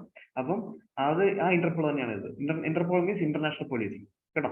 അപ്പം Interpol ഒരു ഇന്റർനാഷണൽ ഓർഗനൈസേഷൻ ആണ്. ഈ ഇന്റർപോൾ എന്തുണ്ട്, എല്ലാ ഇന്റർപോളിന്റെ മെമ്പേഴ്സ് ആയിരിക്കുന്ന കൺട്രീസ് ഉണ്ട്, ഒരുപാട് കൺട്രീസ് ഉണ്ട്. എല്ലാ കൺട്രീസിലും there is a nodal agency കേട്ടോ. ഇന്റർപോളിന് എല്ലാ കൺട്രീസിലും ഒരു they will have a nodal agency in each country. Okay, and that nodal agency is called the National Central Bureau. See, Interpol has to coordinate with every member, so it will have a nodal agency in every country, and this nodal agency is called the National Central Bureau. And this nodal agency or National Central Bureau of Interpol in India is CBI. Able to understand? അത് അത്രേ ഉള്ളൂ. ഇന്റർപോളിന്റെ coordinating agency India വരുന്നത് CBI ആണ് കേട്ടോ. Composition: Director of CBI is appointed on suggestion of a committee chaired by Prime Minister. കേട്ടോ, ഒരു committee ഉണ്ടാവും, ആ കമ്മിറ്റിയുടെ സജഷനിലാണ് എന്ത് ചെയ്യുന്നത്, ഡയറക്ടർ ഓഫ് CBI അപ്പോയിന്റ് ചെയ്യുന്നത്. ഓക്കെ, അഗൈൻ റിമെമ്പർ, ഈ ഇവിടെ സെലക്ഷൻ കമ്മിറ്റി ഉണ്ട്. Before appointing CBI director, we have a selection committee like all our statutory and executive bodies. We have selection committee here also. The selection committee have Prime Minister as chairperson, leader of opposition, Chief Justice of India or Judge of Supreme Court nominated by him. See the differences between the committees. ഓരോ ബോഡീസിന് ഓരോ type committee ആണുള്ളത്. അപ്പൊ അത് ഓർത്ത് വെക്കണം. അപ്പൊ ഇവിടെ ആരൊക്കെയാ വരുന്നത്? Prime minister, leader of opposition of Lok Sabha, Chief Justice of India or Judge of Supreme Court nominated by him. Okay, all these are members of selection committee. And director of CBI is for security of tenure of 2 years. Okay, director of CBI is given security of tenure of 2-year tenure ആണ് കൊടുത്തേക്കുന്നത്. Okay, okay, that's it of CBI. And we are moving to Lokpal and Lokayukta. Have you heard about again Lokpal? Before coming to the term Lokpal, you have to listen to Ombudsman. ഒരു film ഉണ്ട് ലോക്പാൽ എന്നുണ്ട്, മോഹൻലാൽ കണ്ടിട്ടുണ്ടോ? ആ cinema കാണണ്ട, അതിലും ഈ class ഇത് പഠിക്കുന്നതായിരിക്കും. അപ്പം ഓംബുഡ്സ്മാൻ എന്ന് പറയുമ്പം ആക്ച്വലി ഓംബുഡ്സ്മാന്റെ ജോലി എന്തായിരിക്കും? ഒരു ഓംബുഡ്സ്മാൻ കേട്ടിട്ടുണ്ടോ? കേട്ടാ ഭയങ്കര റിലേറ്റഡാണ്, കേട്ടിട്ടുള്ളത്. അത്രേ ഉള്ളൂ. ഒരു ഓംബുഡ്സ്മാൻ എന്ന് പറഞ്ഞാൽ ഇത്രേ ഉള്ളൂ, കംപ്ലൈന്റുകൾ എടുക്കുക. ഇവിടെ ഗവൺമെന്റ് ഓംബുഡ്സ്മാൻ എന്ന് പറയുമ്പോൾ എന്തെങ്കിലും കറപ്ഷൻ റിലേറ്റഡ് ഉള്ള കംപ്ലൈൻസ് വരികയാണെങ്കിൽ എന്ത് ചെയ്യുക? അതെടുക്കുക. That's the main duty of an ombudsman. Okay, so Lokpal is an ombudsman in order to investigate any cases related to the government, any corruption related case to the government. See, CVC നിങ്ങൾ പഠിച്ചപ്പോൾ ഇതേ കാര്യം തന്നെയാണ് CVC function എന്ന് പറഞ്ഞാൽ, അതേപോലെ similar ഒരു function തന്നെയാണ് ലോക്പാലിനുള്ളത് കേട്ടോ. The institution of ombudsman, ഇങ്ങനെ ഒരു ഇൻസ്റ്റിറ്റ്യൂഷൻ ആദ്യമായിട്ട് ക്രിയേറ്റഡ് ആവുന്നത് സ്വീഡനിലാണ് in 1809. Okay, an institution like this is first coming in 1809 in Sweden, and main function of the Lokpal is to deal with complaints against ministers and secretaries at central and state level. ഇച്ചിരി high ലെവലുള്ള ആളുകളായിരിക്കും. അതായത് ഒരു central മിനിസ്റ്റേഴ്സും ഒരു chief secretary ലെവലുള്ള ആളുകളും secretary level post ഇരിക്കുന്ന state ലെവലിലും central ലെവലിലും നിൽക്കുന്ന ഇച്ചിരി high ലെവലിലുള്ള ഓഫീസേഴ്സിനൊക്കെ ആയിരിക്കും മെയിൻലി ലോക്പാലിന്റെ jurisdiction വരുന്നത്. So it will hear complaints against these ministers and secretaries of central and the state level. Okay, and there is something called Lokayukta. The office similar to Lokpal in the state level, it is called as Lokayukta. State is Lokpal central ആണല്ലോ, state level വരുമ്പോൾ ഇങ്ങനെ ഓംബുഡ്സ്മാന്റെ body നമ്മൾ എന്ത് വിളിക്കും? ലോകായുക്ത എന്ന് വിളിക്കും കേട്ടോ. നിങ്ങൾ കേരളത്തിൽ കേട്ടില്ലേ ലോകായുക്ത? കാറൊക്കെ കൊണ്ടുണ്ടാവും അല്ലെ ലോകായുക്ത പോകുന്നുണ്ട്. Okay,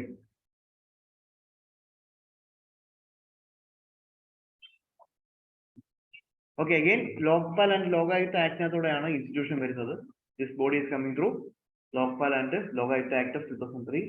And remember that if Lokpal as the center, Lokayukta at the state level, we have Lokayukta at the state level, and jurisdiction of Lokpal, this you have to remember, It has Prime Minister, ministers, other ministers, MPs, Group A, B, C, D officers and office of the central government. This is the jurisdiction of Lokpal.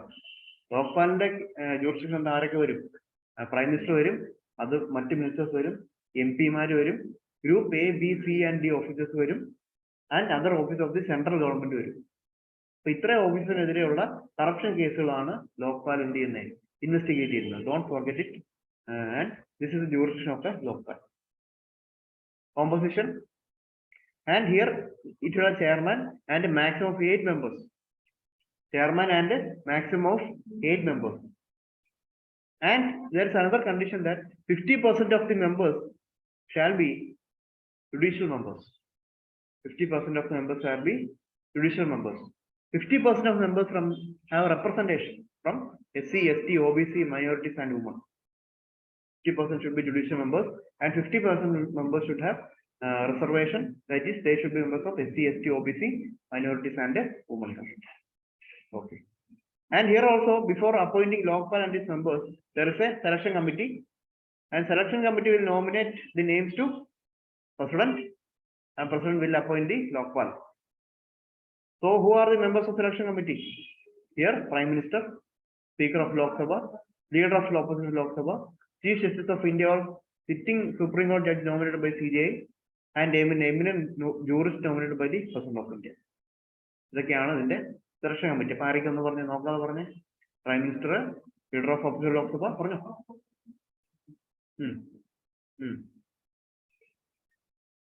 CJI or a Supreme Court judge nominated by the CJI, പിന്നെ eminent jurist nominated by the President. Again, ഉള്ളൂ അല്ലെ? Lok Sabha, leader of opposition Lok Sabha, CJI.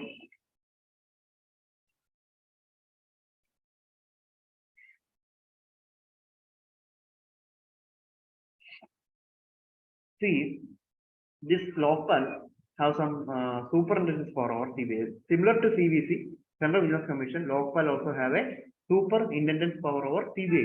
See, mainly in order to conduct investigations, Lokpal will delegate it to CBI. CBI അടുത്തേക്കാണ് എന്ത് ചെയ്യുന്നത്, Lokpal investigations ഒക്കെ നടക്കണമെങ്കിൽ CBI അടുത്തേക്ക് refer ചെയ്യും. CBI ആയിരിക്കും ഇൻവെസ്റ്റിഗേറ്റ് ചെയ്യുന്നത് കേട്ടോ. And it also has the power of a civil court, that is it has call for summons. Properties ഒക്കെ ഇപ്പം കറപ്ഷൻ റിലേറ്റഡ് ആയിട്ടുള്ള കേസാവും. അപ്പൊ എന്തായിരിക്കും, ഇവർക്ക് കറപ്ഷനകത്ത് കിട്ടിയ ഒരുപാട് പ്രോപ്പർട്ടീസും പണവും ഒക്കെ ഉണ്ടാവും. അതൊക്കെ എന്ത് ചെയ്യാൻ പറ്റും, ഫ്രീസ് ചെയ്യാൻ പറ്റും, കോൺഫിസ്കേറ്റ് ചെയ്യാൻ പറ്റും. ഇങ്ങനെയുള്ള ഒരുപാട് പവേഴ്സ് ഉണ്ട് ലോക്പാലിന് ഉണ്ട്. Okay okay institution aided by the government, അതായത് ഗവൺമെന്റ് എയ്ഡ് ചെയ്യുന്ന മറ്റ് ഇൻസ്റ്റിറ്റ്യൂഷൻ അതൊക്കെ എക്സംപ്റ്റഡ് ആണ്. It is does not come under the Lokpal. And also Lokpal has no suo moto power. NHRCക്ക് എന്തുണ്ടെന്ന് ഞാൻ പറഞ്ഞേ, suo moto ഉണ്ടെന്ന് പറഞ്ഞു. അപ്പൊ എന്തായിരുന്നു suo moto? Very good. അതായത് suo moto, ഇപ്പൊ ഞാൻ ഒരു ഓഫീസ് നടത്തുകയാണ്, ഞാനാണ് ലോക്പാൽ NHRC എന്ന് വിചാരിക്കാം. അപ്പം എന്റെ അടുത്തേക്ക് അപ്പീൽ വരികയാണെങ്കിൽ എനിക്ക് ആ കേസ് അന്വേഷിക്കാം, അല്ലെങ്കിൽ എനിക്ക് തന്നെ ആ കേസ് എടുത്ത് അന്വേഷിക്കാം, അപ്പീലൊന്നും വെയിറ്റ് ചെയ്യാതെ. ഒരു പ്രശ്നം നടന്നു, ആ കേസ് എനിക്ക് അപ്പീലൊന്നും വരാതെ എനിക്ക് തന്നെ വേണമെങ്കിൽ അടുത്തൊക്കെ അന്വേഷിക്കാം. ന്യൂസിലൊക്കെ ഉണ്ടായിരുന്നു. അങ്ങനെ എടുക്കുകയാണെങ്കിൽ അതിനെ suo moto എന്ന് വിളിക്കും. അപ്പൊ എനിക്ക് അപ്പീൽ വന്നിട്ട് എടുക്കുകയാണെങ്കിൽ by appeal I took it. Similarly when you come to Lokpal, you have to see a difference. Lokpal has no suo moto powers. That is, Lokpal can only act based on the complaint. Lokpal need a whistleblower. Who is a whistleblower? See, ഗവൺമെന്റിനെതിരെ complaint കൊടുക്കാൻ ധൈര്യമുള്ള ഒരു കുറവായിരിക്കും. ഒരു particular officer നടത്തുകയാണെങ്കിൽ, ഇപ്പോൾ ഒരു IAS chief IAS ഓഫീസറാണ്, corruption ആയിട്ട് നിങ്ങൾക്ക് മനസ്സിലായി കറപ്ഷൻ ആണോ, നിങ്ങളുടെ അടുത്ത് ബ്രൈബ് ചോദിച്ചു എന്ന് വിചാരിക്കാം, നിങ്ങൾക്ക് അത് ലോക്പാലിൽ കംപ്ലൈന്റ് ചെയ്യാം. പക്ഷെ അങ്ങനെ കംപ്ലൈന്റ് ചെയ്യാൻ കുറച്ച് ധൈര്യം വേണം. കാര്യം is A powerful person. Okay, indirectly or directly it might affect your family, your personal കാര്യങ്ങളൊക്കെ അഫക്ട് ചെയ്യാൻ ചാൻസ് ഉണ്ട്. അപ്പൊ ഇങ്ങനെ ധൈര്യമുള്ള ഒരു കംപ്ലൈന്റ് ചെന്നാൽ മാത്രമേ എന്ത് ചെയ്യാൻ പറ്റൂ, അതിനെയാണ് വിസിൽ ബ്ലോവർ എന്ന് വിളിക്കുന്നത് കേട്ടോ. വിസിൽ ബ്ലോവർ അത് ടെക്നിക്കൽ ടൈം ആണ്. Whistle blowers are those persons which gives complaint. Family അങ്ങനെയല്ല പറഞ്ഞത്, ഈ സിനിമയിലെ കണ്ടിട്ടില്ലേ, അതേപോലെ ആലോചിച്ചാൽ മതി. കൊടുക്കുന്നത് അത് ശരിയായിരിക്കും, ബട്ട് സിസ്റ്റം എങ്ങനെയാ വർക്ക് ചെയ്യുന്നത്, Are you able to see these people are very powerful people and നിങ്ങളെ അത് അഫക്ട് ചെയ്യാൻ ചാൻസ് ഉണ്ട്. അതെങ്ങനെയാണെന്ന് ഞാൻ പ്രത്യേകിച്ച് പറയേണ്ട കാര്യമില്ല. You can watch any movie കേട്ടോ, അതിന്റെ ഡീറ്റെയിൽസ് ഒക്കെ മനസ്സിലാവണമെങ്കിൽ. It's a real thing. അതായത് ഇഷ്ടംപോലെ കേസുകൾ നടന്നിട്ടുണ്ട്. അതുകൊണ്ടാണ് government of India whistle blowers protection act എന്നൊരു ആക്ട് കൊണ്ടുവന്നിട്ടുണ്ട് കേട്ടോ. ആ ആക്ടിനകത്തുള്ള എന്താ മെയിൻ ആയിട്ട് ഉദ്ദേശിക്കുന്നത് അറിയോ? ഇങ്ങനെ കംപ്ലൈന്റ് കൊടുക്കുന്നവർക്കൊക്കെ ഗവൺമെന്റ് എന്ത് ചെയ്യുന്നു? പ്രൊട്ടക്ഷൻ അവർക്കും അവരുടെ ഫാമിലിക്കും വേണ്ടി പ്രൊട്ടക്ഷൻ കൊടുക്കുന്നു. അതിനെയാണ് വിസിൽ ബ്ലോവേഴ്സ് പ്രൊട്ടക്ഷൻ ആക്ട് എന്ന് വിളിക്കുന്നത്. മെയിൻ ആയിട്ടൊരു ഇഷ്യൂ നടക്കുന്ന പറഞ്ഞാൽ, ഇപ്പം നമ്മൾ കംപ്ലൈന്റ് കൊടുക്കുകയാണെങ്കിൽ these people are powerful people. ഒന്നെങ്കിൽ നമുക്കെതിരെ എന്തെങ്കിലും വയലൻസ് അവർക്ക് ക്രിയേറ്റ് ചെയ്ത് വിടാൻ പറ്റും, അല്ലെങ്കിൽ നമുക്കെതിരെ എന്തെങ്കിലും നെഗറ്റീവ് അലിഗേഷൻസ് അവർക്ക് പുറത്തു വിടാൻ പറ്റും. പറഞ്ഞാൽ മനസ്സിലാകുന്നില്ലേ? തിരിച്ച് നമുക്ക് ഇങ്ങോട്ട് പണി വരാൻ ചാൻസ് ഉണ്ട്. നമ്മുടെ ലൈഫിനെ വരെ അത് ത്രെറ്റനാവാൻ ചാൻസ് ഉണ്ട്. ഓക്കെ, ഇതൊക്കെയാണ് മെയിൻ ആയിട്ടുള്ള ത്രെറ്റ്. ഇതിനെപ്പറ്റി ഒന്നും ഞാൻ എക്സ്പ്ലെയിൻ ചെയ്യേണ്ട കാര്യമില്ലെന്നാണ് എൻ്റെ വിചാരം. ഇതൊക്കെ കോമൺ നോളജ് ആണ്. You will find it from the newspaper, from the society, films. Okay. Limitations period of 7 years to. എല്ലാവരും അങ്ങനെയാണെന്നല്ല പറഞ്ഞു കേട്ടോ. There are some instances. There might have happened some instances like that. അവിടെ നിന്നാണ് നമുക്ക് ഇത് മനസ്സിലാവുന്നത്. Okay, അപ്പം ഓർത്ത് വയ്ക്കുക. അങ്ങനത്തെ കുറച്ചുകൂടെ കാര്യങ്ങളും ഡയമെൻഷനും ഒക്കെ നമുക്ക് മെയിൻസിന്റെ സമയത്ത് നമുക്ക് കുറച്ചുകൂടെ ഡിപ്പിൽ പറയാൻ പറ്റും. അപ്പൊ അതൊന്നും അത്രയൊന്നും മനസ്സിലാക്കാറില്ല. ഇപ്പൊ എന്താ മനസ്സിലാക്കുക, അവര് സോമോട്ടോ എടുക്കാറില്ല. പിന്നെ അവർ limitation period of 7 years to file a complaint. ഒരു ഇഷ്യൂ നടന്നു കഴിഞ്ഞിട്ട് ഒരു 7 വർഷത്തിനകം എന്ത് ചെയ്യണം? ആ ഇഷ്യൂന്, ആ കറപ്ഷൻ റിലേറ്റഡ് കേസ് നിങ്ങൾ complaint കൊടുത്തിരിക്കണം. So you found a corruption related case now. Within 7 years, you need to complain it before the Lokpal. After that period, Lokpal will not take it. Okay. Okay. Again, Lokayukta. What is Lokayukta? It was a body in the state level, similar to Lokpal. Okay. And first Lokayukta first came in India in Maharashtra in 1971. Okay. See, for Lokpal there is a single institution, and through Lokpal and Lokayukta Act 2000. And through this act, permanent institute of Lokpal ഉണ്ടാക്കി കഴിഞ്ഞു. അതായത് Lokpal institution permanently ഉണ്ടാക്കി കഴിഞ്ഞു. അതിന്റെ structure, അതിന്റെ composition ഒക്കെ നിങ്ങൾ കണ്ടല്ലോ. എത്ര പേരുണ്ട്? 80 members plus chairperson and 50% reservation കൊടുക്കണം, 50% സുപ്രീം കോർട്ട് അല്ലെങ്കിൽ ചീഫ് ജഡ്ജിമാരായിരിക്കും. അങ്ങനെയൊക്കെ നമ്മൾ കുറെ കണ്ടു. പക്ഷെ when you come to Lokayukta, there is no specific composition, no specific provisions like that. The state government can determine what is the composition of a Lokayukta. So it varies through each state. ഒരു സ്റ്റേറ്റിനുള്ള composition ആയിരിക്കില്ല വേറെ സ്റ്റേറ്റിനുള്ളത്. Are you able to follow me? Okay. So that is the structure of Lokayukta. Lokayukta and Upa Lokayukta, that is an officer beneath the power of chief Lokayukta. Upa Lokayukta എന്ന് വിളിക്കും. അദ്ദേഹത്തിന് താഴെയുള്ള officer ആയിരിക്കും. ഇതിനെ appoint ചെയ്ത governor of the state ആയിരിക്കും കേട്ടോ. Governor of the state is appointed Lokayukta and Upa Lokayukta. And they hold an office for a tenure of generally. See, the word is generally because it is not fixed through an act. It is a discretion of the state government. They are actually generally fixed a term of 5 years or attain the age of 65 years, and they are not eligible for an appointment of a second term. They are not eligible for an appointment of second term. Reappointment illa, but a time appointment ullu, and they submit an annual report to the governor.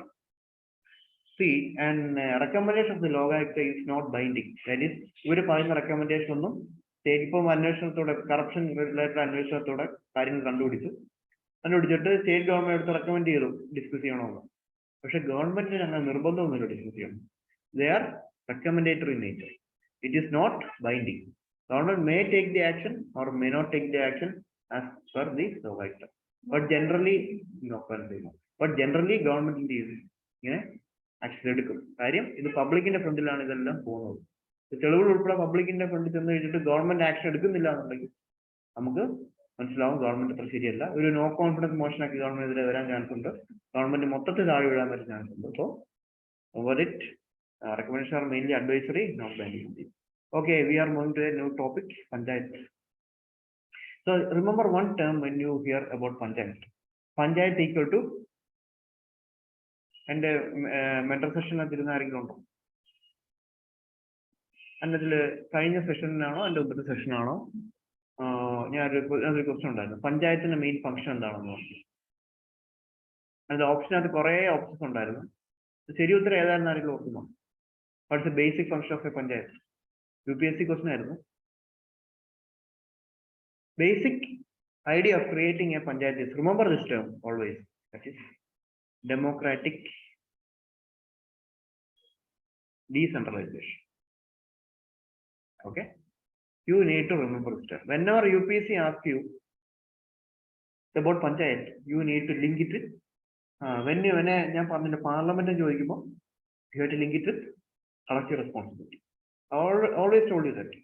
Whenever you hear a question about parliament, option at the collective responsibility whenever you are hearing about the term panchayat, if you are saying an option inside the option a term democratic decentralization, please link it. Directly you can link it and you will get the correct answer. Because the main function of a panchayat is democratic decentralization. What is democratic decentralization? What is decentralization? We have state government, central government, state government. Now there is a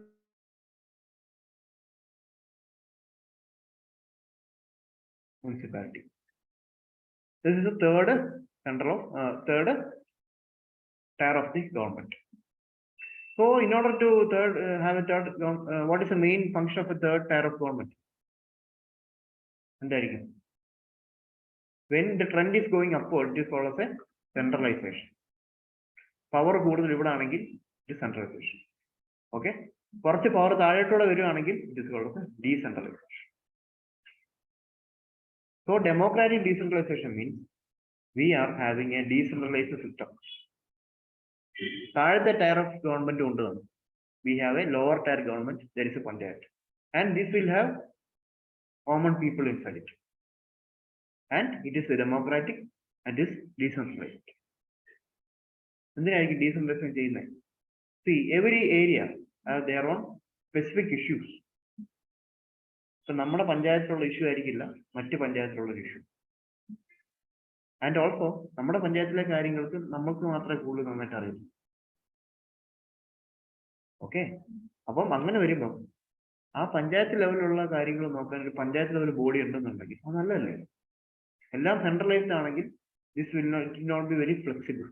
And the local level issues will be neglected. And the information related to the issues of a local area will not be correct also.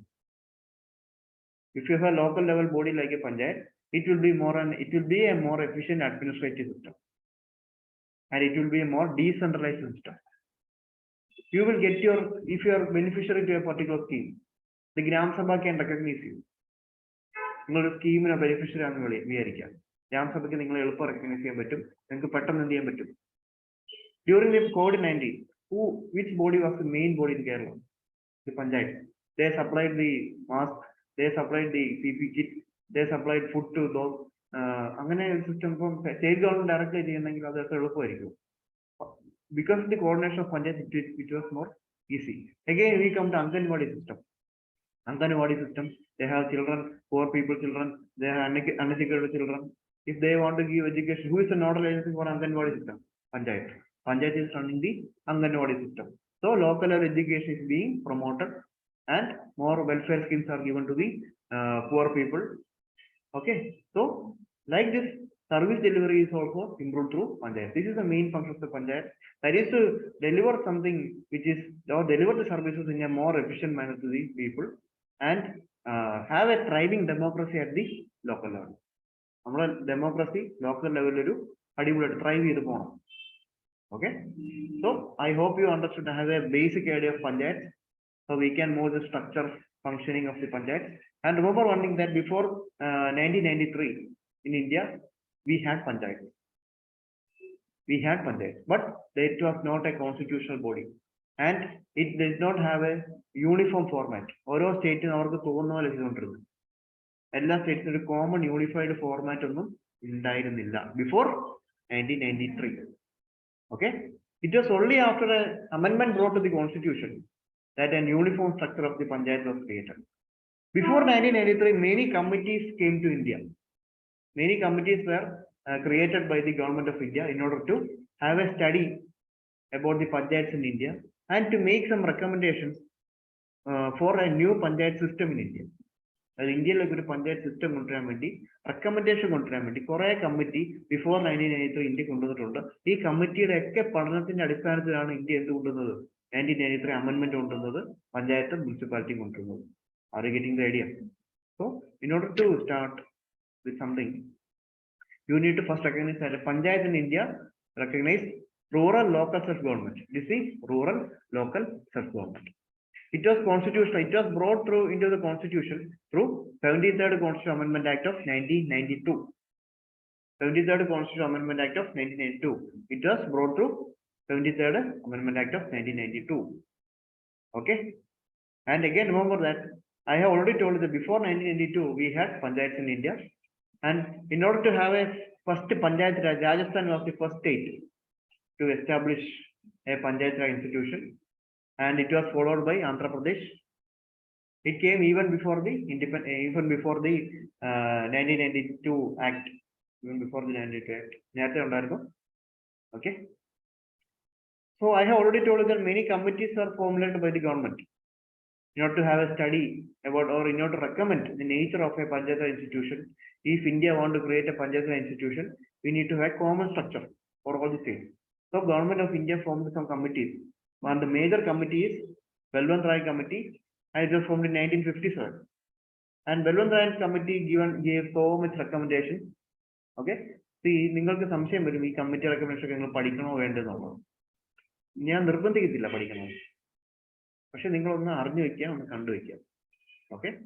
Extremely important ഒന്നും അല്ല കാര്യം, independence മുമ്പ് act മുമ്പ് വന്ന കാര്യങ്ങളാണ്. But UPSC might, there's a chance that UPSC might ask. So ഞാൻ പറയുന്ന കാര്യങ്ങൾ മാത്രം കാണാൻ പഠിക്കാം, എല്ലാം പഠിക്കണ്ട. The things I'm saying that you need to study, you need to study it. Okay. ഒരു കാര്യം ഞാൻ പറയാം. ഫസ്റ്റ് കമ്മിറ്റിയുടെ പേര് Balwant Rai Mehta committee. And whenever you hear in the question, UPSC might ask you like this: Balwant Rai Mehta Committee related to which of the following? And they will give you central state relation, they will give you parliamentary system, they will give you local self-government, they will give you any other options. You will choose what? Local self-government. That is the main purpose of one type of question you can expect from UPSC is like this. Another type is UPSC can ask you which committee recommended for the first time a 3-tier panchayat system.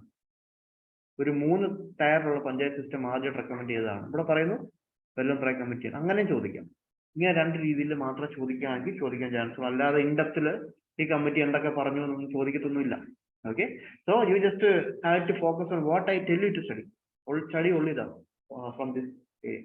Okay. So establishment 3-tier panchayat. What is a 3-tier panchayat system?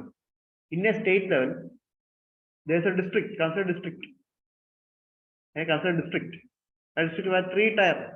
That is a village level. Village level. Next is a block level. A block is what? 2 or 3 villages coming together. For the block level. Then 4 or 5 blocks coming together and forming a district level. Okay. This is called a tier. അതായത് ഈ ബ്ലോക്കിനും ഒക്കെ പല പല പേരുണ്ട്. ചിലര് എന്താ പറയാ സമിതി എന്ന് വിളിക്കും, ചിലര് മണ്ഡൽ എന്ന് വിളിക്കും, അങ്ങനെ പല പല പേര് വിളിക്കും. പിന്നെ ഇപ്പം ഡിസ്ട്രിക്ട് ലെവലാണെങ്കിൽ ജില്ല എന്ന് വിളിക്കും, ജില്ലാ പരിഷത്ത് എന്നൊക്കെ വിളിക്കും. ഓക്കെ. അപ്പം നിങ്ങൾ കൺഫ്യൂസ് ആവണ്ട, ഇതെല്ലാം ഈ പല പല ടേംസിൽ അറിയപ്പെടുന്നേ ഉള്ളൂ. Basic idea is when you hear the term 3-tier, the basic idea is that is you have something in the district level, you have something in the block level, and you have something in the village level. That is it. That's the term of, that's the meaning of the term 3-tier government. Okay. So the first time 3-tier panchayat institution was recommended in India by Balwant Rai. You need to study that. So first portion പഠിക്കുക 3-tier panchayat system, and it suggested indirect election. അതൊന്നും പഠിച്ചില്ല, കുഴപ്പമില്ല. Okay. indirect election ആണ് suggest ചെയ്തത്. Okay. But here said that village panchayat constitution through direct election വേണമെന്ന് പറഞ്ഞു. Village പഞ്ചായത്തിൽ, അത് താഴത്തെ ലെവലിൽ, ഏറ്റവും ലോവർ ലെവലിൽ എന്ത് വേണം? ഡയറക്റ്റ് ഇലക്ഷൻ വേണമെന്ന് പറഞ്ഞു. ബാക്കിയെല്ലാം ഇൻഡയറക്റ്റ് ഇലക്ഷൻ ആയിക്കോട്ടെ. അത് സമിതി ലെവലിലും ജില്ലാ ലെവലിലും എന്ത് വേണം? ഇൻഡയറക്റ്റ് ഇലക്ഷൻ മതി. ഏറ്റവും ലോവർ ലെവലിൽ വില്ലേജ് ലെവലിൽ എന്ത് വേണം? ഡയറക്റ്റ് ഇലക്ഷൻ വേണമെന്ന് പറഞ്ഞു. And chairman of Zilla Parishad means the district level head is collector. Chairman of Zilla Parishad should be district collector. These are the recommendations of Balwant Rai Committee. You have to have a clear idea only about one thing, That is first time retired government was introduced by don't forget it. And it was through 1950s. Okay, Ashok Mehta Committee. Ashok Mehta Committee nominated for a two-tier system. Then level, for example, at a district level, or no, at a mandal level. Okay, mandal level means block level. There is no need for a village level. Okay, village level and the tier Madinana, Ashok Mehta Committee recommended, and this committee came in 1977.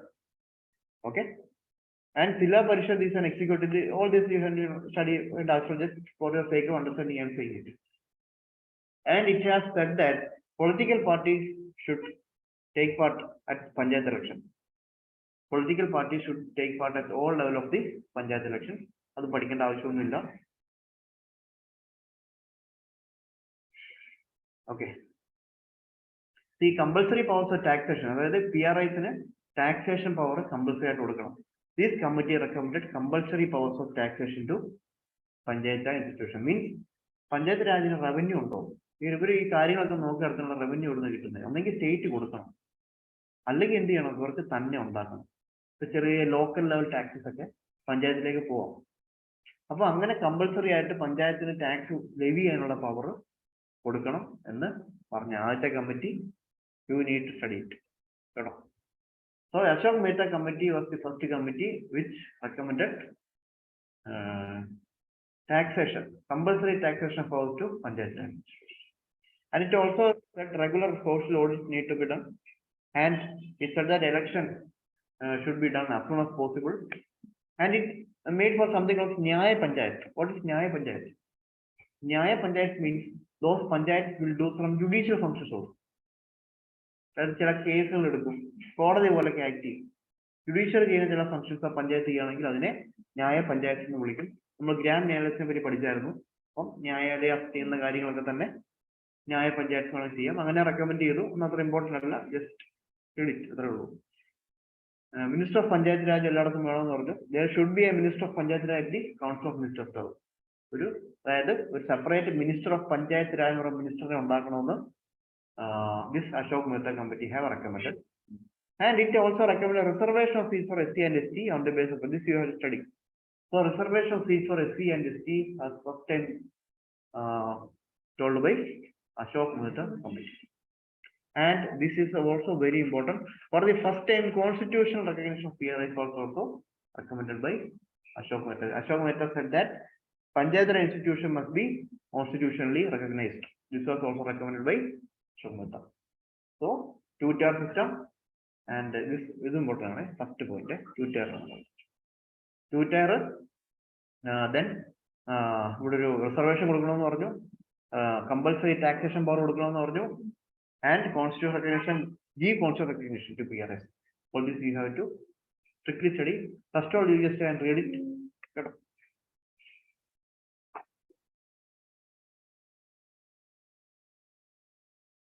LM Singhvi committee, it came in 1986. It is also a committee related to Panchayat institutions. See, this committee also recommended constitutional recognition of PRI. That is, this committee recommended that is a new chapter should be brought in the constitution. LM Singhvi committee said that a new chapter in the constitution should be brought, and this chapter should be dedicated specifically for Panchayat institutions. So it recommended for constitutional recognition. And it also said that Nyaya Panchayat should be established for a cluster of villages. For one or two villages together, there should be a Nyaya Panchayat. And the main duty of Nyaya Panchayat is to have some judicial jurisdiction of that area. There got judicial jurisdiction. And a Gram Sabha should be established. And a Gram Sabha is an what's a Gram Sabha actually? Gram Sabha. Gram Sabha is the lowest level body in a Panchayat. Gram Sabha is the lowest level body of a Panchayat. Who are the members of Gram Sabha?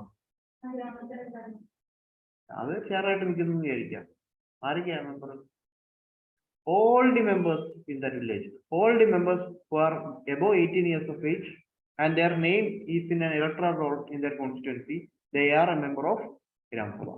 All the members of a Panchayat who is above 18 years of old and 18 years of age and their name is mentioned in the electoral roll of that area, he will be a member of that Gram Sabha. That's a democratic decentralization. That's a direct democracy. So, Gram Sabha create this is very important. Hellam Sigmi of the committee is recommended first time for the creation of a Gram Sabha. And it also recommends judicial tribunals. You need to study that. And PRIs, grassroots level democracy, grassroots. Okay, we can move on. And Tungon Committee, it came in 1988. It also recommended constitutional recognition of Panchayat Raj bodies.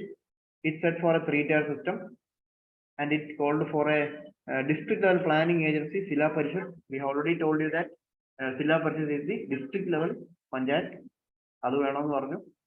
And tenure to 5 years. This is very important. First time tenure fixed ചെയ്യാൻ പറഞ്ഞു. ഒരു panchayat ഇൻസ്റ്റിറ്റ്യൂട്ടിന് tenure fix ചെയ്യാൻ ആദ്യമായിട്ട് പറയുന്നത് Tungon Committee ആണ്.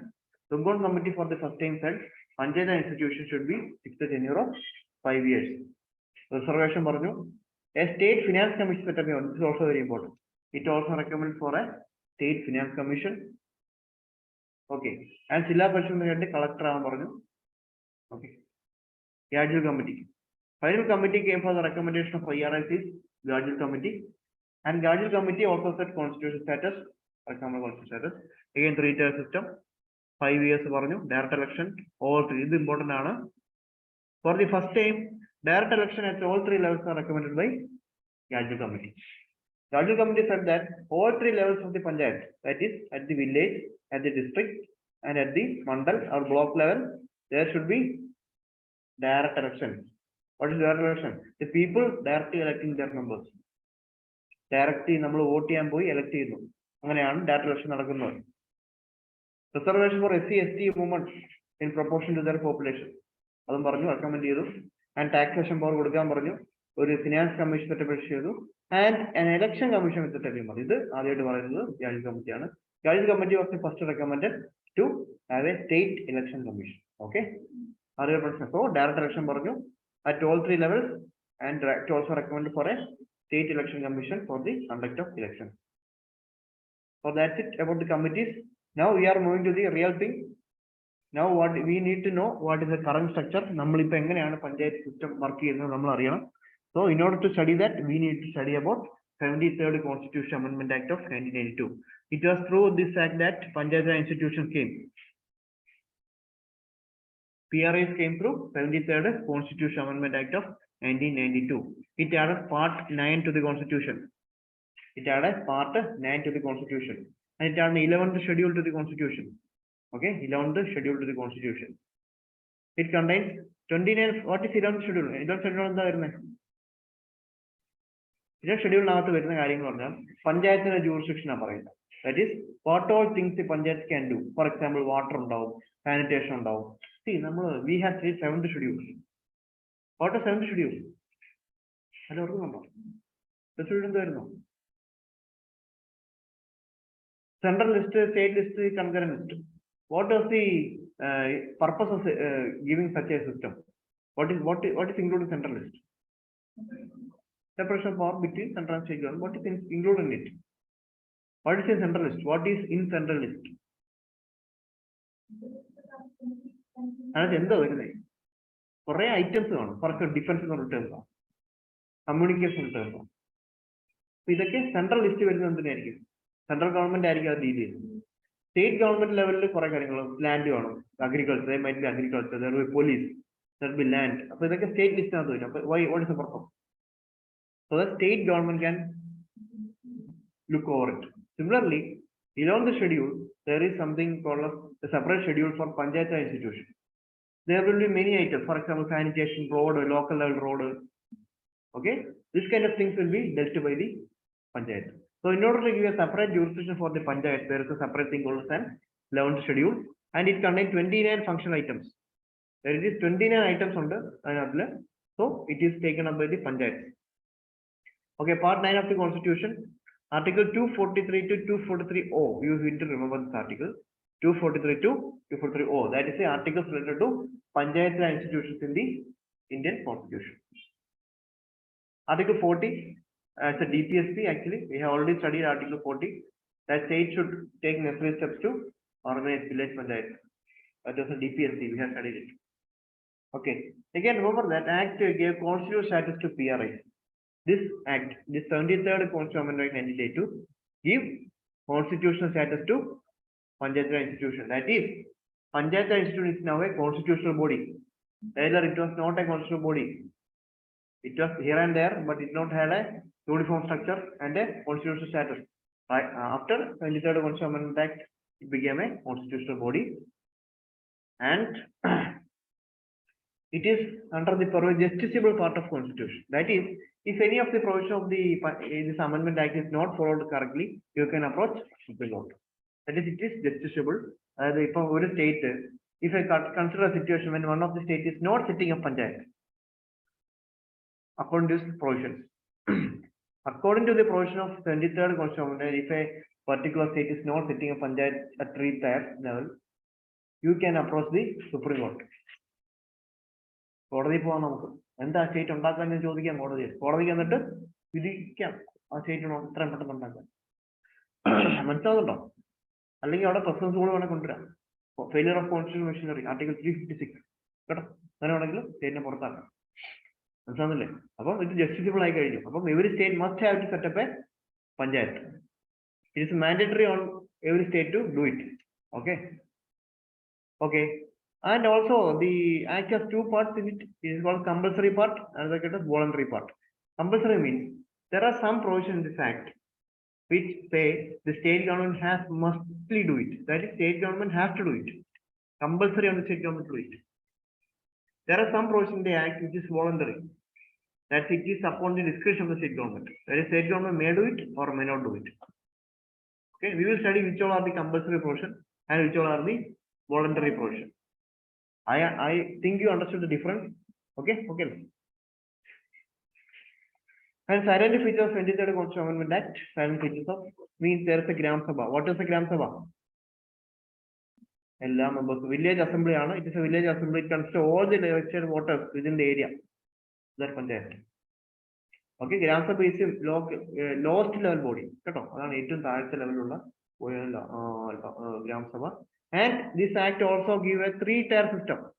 Now India have a 3-tier Panchayat system. What is 3-tier? Village level, intermediate level, district level. Okay, village level, intermediate level, district level.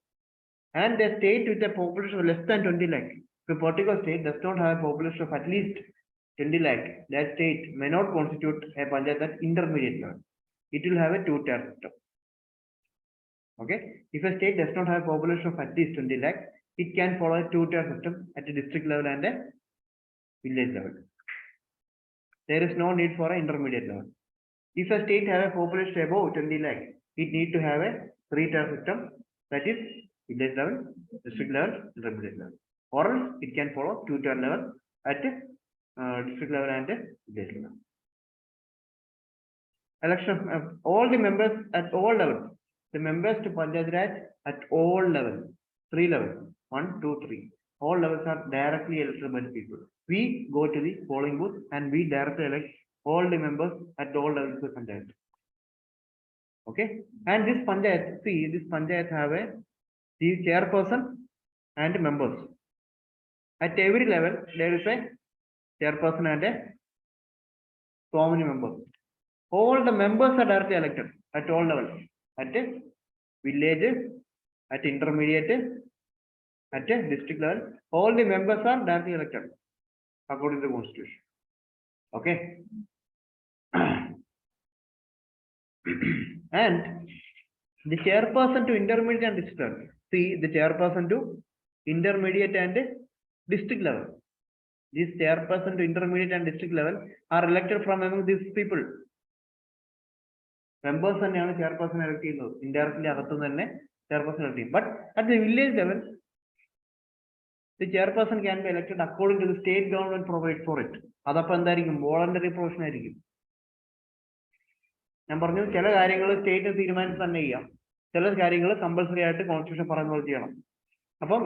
constitution chairperson at the intermediate and the district level must be indirectly elected by the elected members.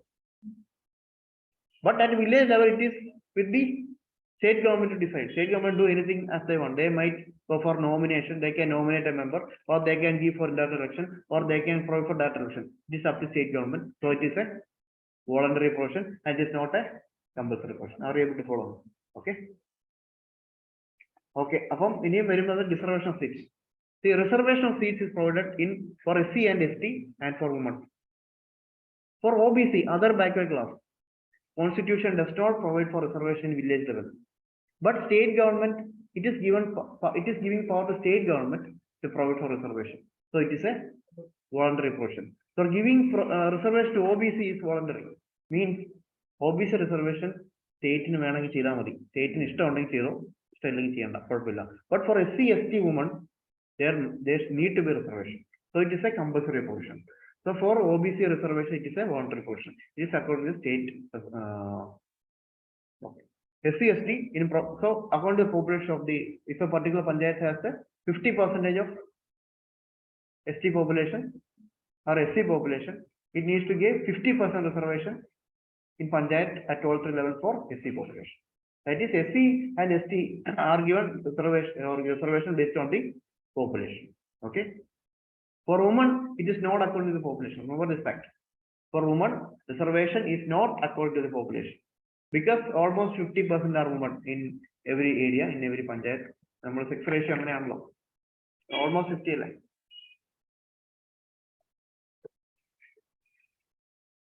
So population based on women reservation. Women reservation given like this. It is not less than 1/3 of the total number of seats to be reserved for women. Okay. Total number of seats members.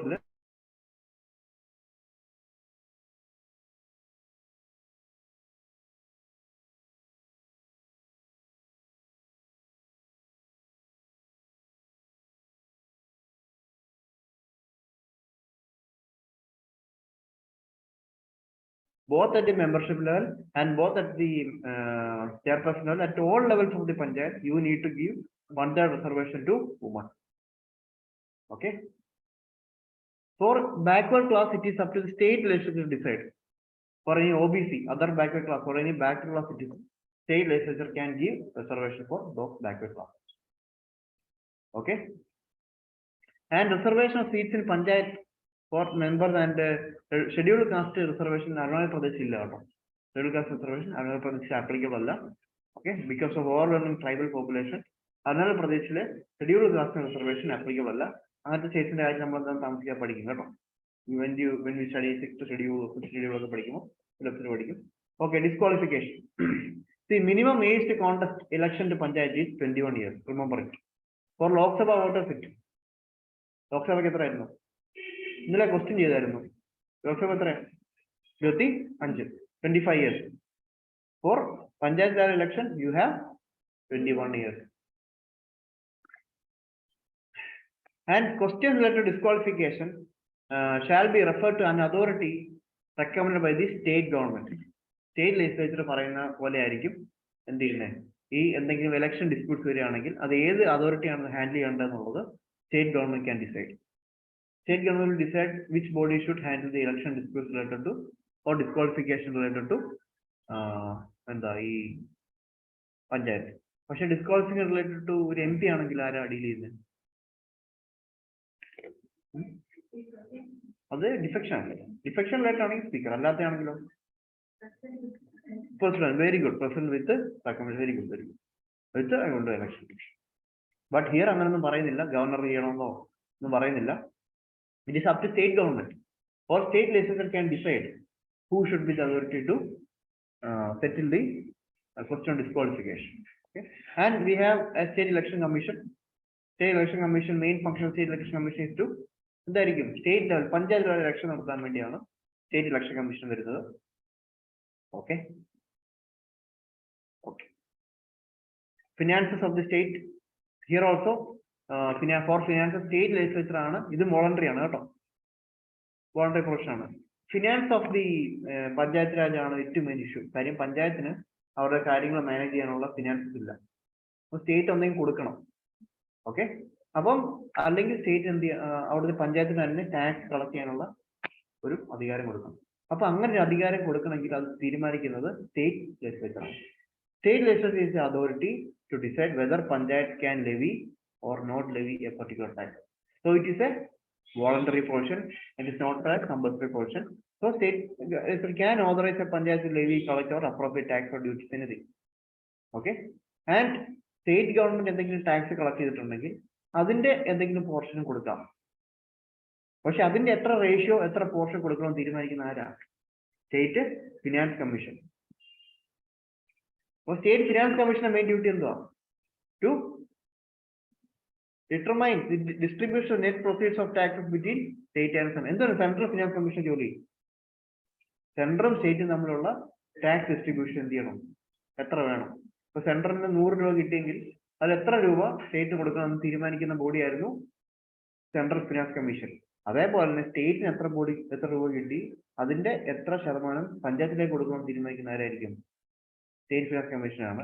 പക്ഷേ ഞാൻ central finance commission പഠിപ്പിച്ചപ്പോൾ ഒരു കാര്യം പറഞ്ഞായിരുന്നു, ഈ function ഇപ്പൊ ഞാൻ പറഞ്ഞ കാര്യം പഞ്ചായത്തുകളിലുള്ള ഡിസ്ട്രിബ്യൂഷൻ സെൻട്രലും ചെയ്യുന്നുണ്ടെന്ന് പറഞ്ഞാൽ ഓർക്കുന്നുണ്ടോ?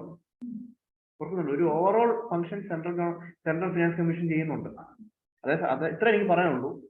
ഒരു സ്റ്റേറ്റ് ലെവലിൽ നിന്ന് ഒരു പഞ്ചായത്ത് ലെവലിലേക്ക് ഫണ്ട് ഡിവോൾവ് ചെയ്ത് കൊടുക്കുന്നത് ബോത്ത് സെൻട്രൽ ലെവലിലും സ്റ്റേറ്റ് ലെവലിലും ഫിനാൻസ് കമ്മീഷനുകളുണ്ട്. ഓക്കെ, അത്ര ഓർത്ത് വയ്ക്കാം. ബട്ട് മെയിനായിട്ട് ചെയ്യുന്ന ആരായിരിക്കും? സ്റ്റേറ്റ് ഫിനാൻസ് കമ്മീഷൻ ആയിരിക്കും ചെയ്യുന്നത്. ഓക്കെ, ഫിനാൻസ് കമ്മീഷൻ അത്രേ ഉള്ളൂ. സ്റ്റേറ്റ് ലെജിസ്ലേച്ചറിന് വേണ്ടി ആ ഒരു ചെയ്യുന്നതാണ് കേട്ടോ. ആൻഡ് ഓഡിറ്റിംഗ് എന്തായിരുന്നു? ഓഡിറ്റിംഗ് അക്കൗണ്ട് ഓഡിറ്റ് ചെയ്യാം, വരവും ചെലവും കറക്റ്റ് ആണോ നോക്കുക. അത് ചെയ്യുന്നത് ഓഡിറ്റിങ്ങിന് വേണ്ടി സ്പെഷ്യൽ ബോഡി പൊസിഷൻ ഉണ്ടാക്കുന്നില്ല. സ്റ്റേറ്റ് ലെജിസ്ലേച്ചറിന് തീരുമാനിക്കാം ആരെ ഓഡിറ്റ് ചെയ്യണം, ആരെ കൊണ്ട് ഓഡിറ്റ് ചെയ്യണമെന്ന്. State legislature can make provision for maintenance and auditing of accounts of panchayat institution. And union ടെറിട്ടറിയിലേക്ക് ഈ ആക്ട് പോകണമെന്നുണ്ടെങ്കിൽ പ്രസിഡന്റ് ആണ് തീരുമാനിക്കുന്നത്. President can determine whether this act should be applicable to union territory or not. President തോന്നുന്നില്ലെങ്കിൽ ഈ act union ടെറിട്ടറിയിലേക്ക് extend ചെയ്യേണ്ട, അല്ലെന്നുണ്ടെങ്കിൽ extend ചെയ്യാം. അല്ലെങ്കിൽ എന്തെങ്കിലും മോഡിഫിക്കേഷൻ കൊണ്ടുവന്നിട്ട് എക്സ്റ്റെൻഡ് ചെയ്യണമെങ്കിൽ അങ്ങനെ ചെയ്യാം. It is up to the trust. Okay, and some areas are exempted from this act. These are mainly 6th schedule and 5th schedule states. Tribal population ഒരുപാട് സ്റ്റേറ്റിൽ ഈ ആക്ട് ഭാഗമല്ല. അങ്ങനെ ഒരു ഏരിയയിലേക്ക് ഈ ആക്ട് പോകണമെന്നുണ്ടെങ്കിൽ it can be decide by the parliament. Parliament can decide. For example Assam, state of Assam. But ഇതിനകത്തുള്ള സ്റ്റേറ്റ് പറയാം, നാഗാലാൻഡ് എടുക്കാം. Okay, Nagaland is a state having a considerable number of tribal population. ഒരുപാട് ട്രൈബ്സ് ഉണ്ട് ഈ സ്റ്റേറ്റിൽ. അപ്പൊ ഈ സ്റ്റേറ്റിലേക്ക് പഞ്ചായത്ത് ആക്ട് കൊണ്ടുവരുന്നതിനേക്കാൾ നല്ലത് വേറെ എന്തെങ്കിലും രീതിയിലുള്ള അഡ്മിനിസ്ട്രേഷൻ ആയിരിക്കും. അപ്പൊ ഈ സ്റ്റേറ്റ് എന്താണ്? എക്സെപ്റ്റഡ് സ്റ്റേറ്റ് ആണ്. The state is excepted from panchayat act. പക്ഷെങ്കിൽ പാർലമെന്റ് വേണമെങ്കിൽ ഈ ആക്ട് ഇങ്ങോട്ടേക്ക് എക്സ്റ്റെൻഡ് ചെയ്യാം. വേറെ എന്തെങ്കിലും മോഡിഫിക്കേഷൻസ് കൊണ്ടുവന്നിട്ട്, അല്ലെങ്കിൽ ഈ ഷെഡ്യൂൾഡ് ഏരിയ, ഇതൊരു ഷെഡ്യൂൾഡ് ഏരിയ ആയതുകൊണ്ട്, അല്ലെങ്കിൽ ഒരുപാട് ട്രൈബൽ പോപ്പുലേഷൻ ഉള്ള ഏരിയ ആയതുകൊണ്ട് ഈ നിലവിലുള്ള കോൺസ്റ്റിറ്റ്യൂഷൻ അമെന്റ്മെന്റ് ആക്ട് ഇല്ലേ, 1983 ആക്ട്, അതിനെന്തെങ്കിലും മോഡിഫിക്കേഷൻ കൊണ്ടുവന്നിട്ട് വേണമെങ്കിൽ എക്സ്റ്റെൻഡ് ചെയ്യാം. അല്ലാതെ ഡയറക്ട്ലി ഈ ആക്ട് ഇങ്ങോട്ടേക്ക് ഇങ്ങോട്ട് വരില്ല. ഏതൊക്കെ സ്റ്റേറ്റ് ആക്ട് എന്ന് നോക്കി, Nagaland, Meghalaya, Mizoram and certain other areas are exempted from Panchayat Raj Act. Okay, because these areas are having high scheduled areas and tribal areas. Okay, and to be specific, hill areas of Manipurulum ഈ act വരത്തില്ല. Darjeeling district west ബംഗാളിൽ ഈ act വരത്തില്ല കേട്ടോ. ഈ act ഒന്നും ഈ ഒരു ഏരിയ വരില്ല. Because all these areas have considerable amount of tribal population study. ട്രൈബ്സിന്റെ പ്രത്യേകത അവർക്ക് അവരുടേതായ കസ്റ്റംസ് പ്രാക്ടീസ് ഒക്കെ ഉണ്ട്. അപ്പൊ അവർക്ക് അവരുടേതായ വേറെ സിസ്റ്റങ്ങളുണ്ട് കേട്ടോ. അതുകൊണ്ട് അപ്പം വേണമെങ്കിൽ എക്സ്റ്റെൻഡ് ചെയ്യാം, വേണമെങ്കിൽ ഷെഡ്യൂൾഡ് ഏരിയാസിലേക്ക് ഈ ആക്ട് എക്സ്റ്റെൻഡ് ചെയ്യണമെങ്കിൽ പാർലമെന്റ് തീരുമാനിക്കണം. മനസ്സിലായല്ലോ? പാർലമെന്റ് തീരുമാനിച്ചാൽ മാത്രമേ ഷെഡ്യൂൾഡ് ഏരിയാസിലേക്ക് പഞ്ചായത്ത് രാജ് ആക്ട് വരുത്തുള്ളൂ. അങ്ങനെ പാർലമെന്റ് തീരുമാനിച്ചു. അങ്ങനെ കൊണ്ടുവന്ന ആക്ട് ആണ് ഇതിലേക്ക് വരുന്നതിന് മുമ്പേ പറയാം PESA act. Okay, parliament decided to extend this panchayat raj act from 5th schedule act to scheduled area, and in order to do that, Parliament introduced a PESA Act. It is called as Panchayat Extension Scheduled Areas Act. Panchayat extension to Scheduled Areas Act. That is, in order to extend the Panchayat institutions to scheduled areas, Parliament introduced an act, is called the PESA Act. And it is applicable in 6 scheduled areas, and these areas are dominated by tribal communities. അപ്പോൾ ഇവിടുത്തെ main power ആർക്കായിരിക്കും അറിയോ? ഗ്രാമസഭയുണ്ടാവും. അപ്പൊ പെസ act എന്ന് പറയുന്ന കാര്യങ്ങൾ ഇത്രേ ഉള്ളൂ. ഇവിടെയൊക്കെ ട്രൈബൽ പോപ്പുലേഷൻ ആയിരിക്കും കൂടുതൽ. ആൻഡ് അവിടെ മെയിൻ ആയിട്ട് നടക്കുന്നുണ്ട്, അവിടെ ഗ്രാമസഭ ഉണ്ടാവും. ആ ഗ്രാമസഭയിൽ 50% എന്തായിരിക്കും? ട്രൈബൽസിനെ 50% റിസർവേഷൻ ട്രൈബ്സിന് കൊടുക്കുന്നുണ്ട്. At least 1/2 of the members of that Gram Sabha or that body created there will have scheduled tribe members. ST members ആയിരിക്കും അതിൽ വരുന്നത്. ഓക്കെ, ഇത്രേ ഉള്ളൂ മെയിൻ ആയിട്ട് ശ്രദ്ധിക്കേണ്ട കാര്യം. പിന്നെ ബാക്കിയെല്ലാം സാധാരണ ഗ്രാമസഭ ചെയ്യുന്ന ഫംഗ്ഷൻസ് എല്ലാം ഇവിടുത്തെ ഈ ഗ്രാമസഭയും ചെയ്യുന്നുണ്ട്. Identification of beneficiary, poverty alleviation programme, ഇതൊക്കെ ഗ്രാമസഭയ്ക്ക് ചെയ്യാൻ പറ്റും. ഓക്കെ, ഈ ട്രൈബൽ ഏരിയാസ്, ട്രൈബ്സ് ഫേസ് ചെയ്യുന്ന മെയിൻ ഇഷ്യൂസ് എന്തൊക്കെയാണെന്ന് പറയാം. Main issues face by tribe. ഒന്ന്, ലാൻഡ് എലിനേഷൻ. അത് ഇവര് ഫോറസ്റ്റിലും കാടുകളിലൊക്കെ ആയിരിക്കും ജീവിക്കുന്നത്. ഇതൊക്കെ വെട്ടി നിരത്തും, പല പ്രോജക്റ്റിനൊക്കെ വേണ്ടി എന്ത് ചെയ്യും, വെട്ടി നിരത്തും. മൈനിങ്ങിന് വേണ്ടി ചിലപ്പോൾ മൈനിങ് അല്ലേ, land mining, sand mining, gold mining, ഇങ്ങനത്തെ കാര്യങ്ങൾക്ക് വേണ്ടി മരം വെട്ടി തെളിക്കും. അപ്പൊ അവിടെ ജീവിക്കുന്ന ട്രൈബ്സിന് എന്ത് ചെയ്യും, മാറ്റേണ്ടി വരും. ഈ ട്രൈബ്സിന് പ്രത്യേകതയുണ്ട്. ഈ കന്താര എന്ന സിനിമ ഉണ്ടല്ലോ, film call Kantara, regional release. That film portrait very clear, നന്നായിട്ട് പോർട്രേ ചെയ്യുന്നുണ്ട്. അത് പറയുന്നുണ്ട് അവര് ആ ഫോറസ്റ്റായിട്ട് ലിങ്കായിട്ട് ജീവിക്കുന്ന ആളുകളാണ് ട്രൈബ്സ്, ആ പോപ്പുലേഷൻ. അവരുടെ എന്തെങ്കിലും പ്രോജക്റ്റ് ഒക്കെ വരുമ്പോൾ, ഈ ഫോറസ്റ്റ് ക്ലിയർ ചെയ്യാനൊക്കെ വരുമ്പോൾ ഇവരെന്ത് ചെയ്യും, ഇവരെ അവിടുന്ന് മാറ്റി തരും. പക്ഷെ നമ്മളിപ്പം നമ്മുടെ വീടിന്റെ അടുത്തുനിന്ന് മാറുമ്പോൾ തന്നെ നമുക്ക് ഒരു പ്രശ്നമുണ്ട്. നമ്മളെക്കാൾ ഒരുപാട് അറ്റാച്ച്ഡ് ആണ് ഈ ട്രൈബ്സ്. എന്തുകൊണ്ടാ? അവര് നേച്ചർ വർഷിപ്പ് ആയിരിക്കും, മരങ്ങളെ വർഷിപ്പ് ചെയ്യുന്ന ആളുകളായിരിക്കും. അപ്പം അവരുടെ മരം മുട്ടി കളയുന്നത് അവരുടെ ദൈവത്തെ കൊല്ലുന്നതിന് തുല്യമാണ്. Nature spirit man complex. It's a concept of nature spirit man complex. That is, these people are very much linked to the nature. Okay, and their economy is based on this nature. അവർ ഈ മരത്തിൽ നിന്ന് വീഴുന്ന ചെറിയ MFP, minor forest produce ഒക്കെ വിറ്റിട്ടായിരിക്കും ജീവിക്കുന്നത്. ഈ കാടുള്ള മൃഗങ്ങളെ കൊന്നിട്ടായിരിക്കും അവർ hunting and gathering ചെയ്തായിരിക്കും ജീവിക്കുന്നത്. അപ്പം ഇങ്ങനെയുള്ള കാര്യങ്ങൾ ഒക്കെ എന്താണ്, അവരെ പ്രൊട്ടക്ട് ചെയ്യണം. അവരുടെ കൾച്ചർ, അവരുടെ കാര്യങ്ങളൊക്കെ പ്രൊട്ടക്ട് ചെയ്യാൻ വേണ്ടി ഗ്രാമസഭയ്ക്കാണ് അപ്പം പവർ കൊടുക്കുന്നത്. ഓക്കെ, സോ ഗ്രാമസഭ ഈ പെസയ്ക്കകത്ത് എസ്റ്റാബ്ലിഷ് ചെയ്ത ഗ്രാമസഭ ഉണ്ടല്ലോ. ഓക്കെ, ഈ ഗ്രാമസഭ അതിനകത്ത് 50% എന്തായിരിക്കും, ട്രൈബ്സ് തന്നെ ആയിരിക്കും. ഇനിയും ഈ എന്തെങ്കിലും മൈനിങ്ങോ എന്തെങ്കിലും കാര്യങ്ങളോ ഒക്കെ ഈ സ്ഥലത്ത് ചെയ്യണമെങ്കിൽ ഈ ഗ്രാമസഭയുടെ എന്ത് വേണം, പെർമിഷൻ വേണം. ഇൻഡയറക്റ്റ് അവിടെ എന്താ സംഭവിക്കുന്നത്, ഈ ഗ്രാമസഭയിലുള്ള ട്രൈബ്സിന്റെ പെർമിഷൻ ഉണ്ടെങ്കിൽ മാത്രമേ എന്ത് പറ്റും, അവിടെ മൈനിങ്ങും കാര്യങ്ങളൊക്കെ ലൈസൻസ് കിട്ടത്തുള്ളൂ. അണ്ടർസ്റ്റുഡ്? സോ ഒരു ഷെഡ്യൂൾഡ് ഏരിയ കയറി നമുക്ക് മൈനിങ് മാത്രമല്ല ഒരുപാട് കാര്യങ്ങൾക്ക് ഒരുപാട് കാര്യങ്ങളുണ്ട്. അന്ന് ഇപ്പൊ നിങ്ങൾ അത്രയും പഠിക്കേണ്ട, ഇവിടെ മെയിൻസ് രീതിയിൽ പോലും പഠിച്ചാൽ മതി. ഒരുപാട് കാര്യങ്ങൾക്ക് പെർമിഷൻ കിട്ടണമെന്നുണ്ടെങ്കിൽ എന്താണ്, ഗ്രാമസഭയുടെ ഫൈനൽ അതോറിറ്റി ആണ്. So this is PESA act. ഇത്രേ ഉള്ളൂ. അപ്പൊ നമ്മൾ വോളണ്ടറി പ്രൊവിഷനും കമ്പൽസറി പ്രൊവിഷൻ നമ്മൾ പഠിച്ചായിരുന്നു. ഞാൻ ലിസ്റ്റ് ഔട്ട് ചെയ്തിട്ടുണ്ട് ഏതൊക്കെയായിരുന്നു വോളണ്ടറി പ്രൊവിഷൻ, നിങ്ങൾ വായിച്ചാൽ മതി. We have already studied which all are the voluntary portion and which all are the compulsory portion. Finance എങ്ങനെയായിരിക്കും പഞ്ചായത്ത് രാജ് ഫിനാൻസ് കിട്ടുന്നത് നിങ്ങൾ തന്നെ പറഞ്ഞു. ഏതൊക്കെ രീതിയിൽ? ഒന്ന്, സ്റ്റേറ്റ് ഗവൺമെന്റ് ഗ്രാന്റ് കൊടുക്കാം, അല്ലെങ്കിൽ സെൻട്രൽ ഗവൺമെന്റ് ഗ്രാന്റ് കൊടുക്കാം, അല്ലെങ്കിൽ അവർ തന്നെ കളക്ട് ചെയ്യാം. ഓക്കെ, അപ്പൊ ഇതൊക്കെയാണ് മെയിൻ ആയിട്ടുള്ളത്. അപ്പൊ അല്ലെങ്കിൽ ഒരു സ്കീം ഉണ്ടാക്കാം, ഗവൺമെന്റ് ഒരു സ്കീം ഉണ്ടാക്കിയിട്ട് ആ സ്കീം വഴി എന്ത് ചെയ്യും, പഞ്ചായത്തിലേക്ക് പൈസ ഡിവോൾവ് ചെയ്യും. ഇങ്ങനെ പല രീതിയിൽ എന്ത് ചെയ്യാൻ പറ്റും, പഞ്ചായത്തിന് നമുക്ക് നോക്കാം. Okay, we are moving to municipality. Municipality ഈ പഞ്ചായത്ത് റൂറൽ ഏരിയ ആണോ കൊടുക്കണം.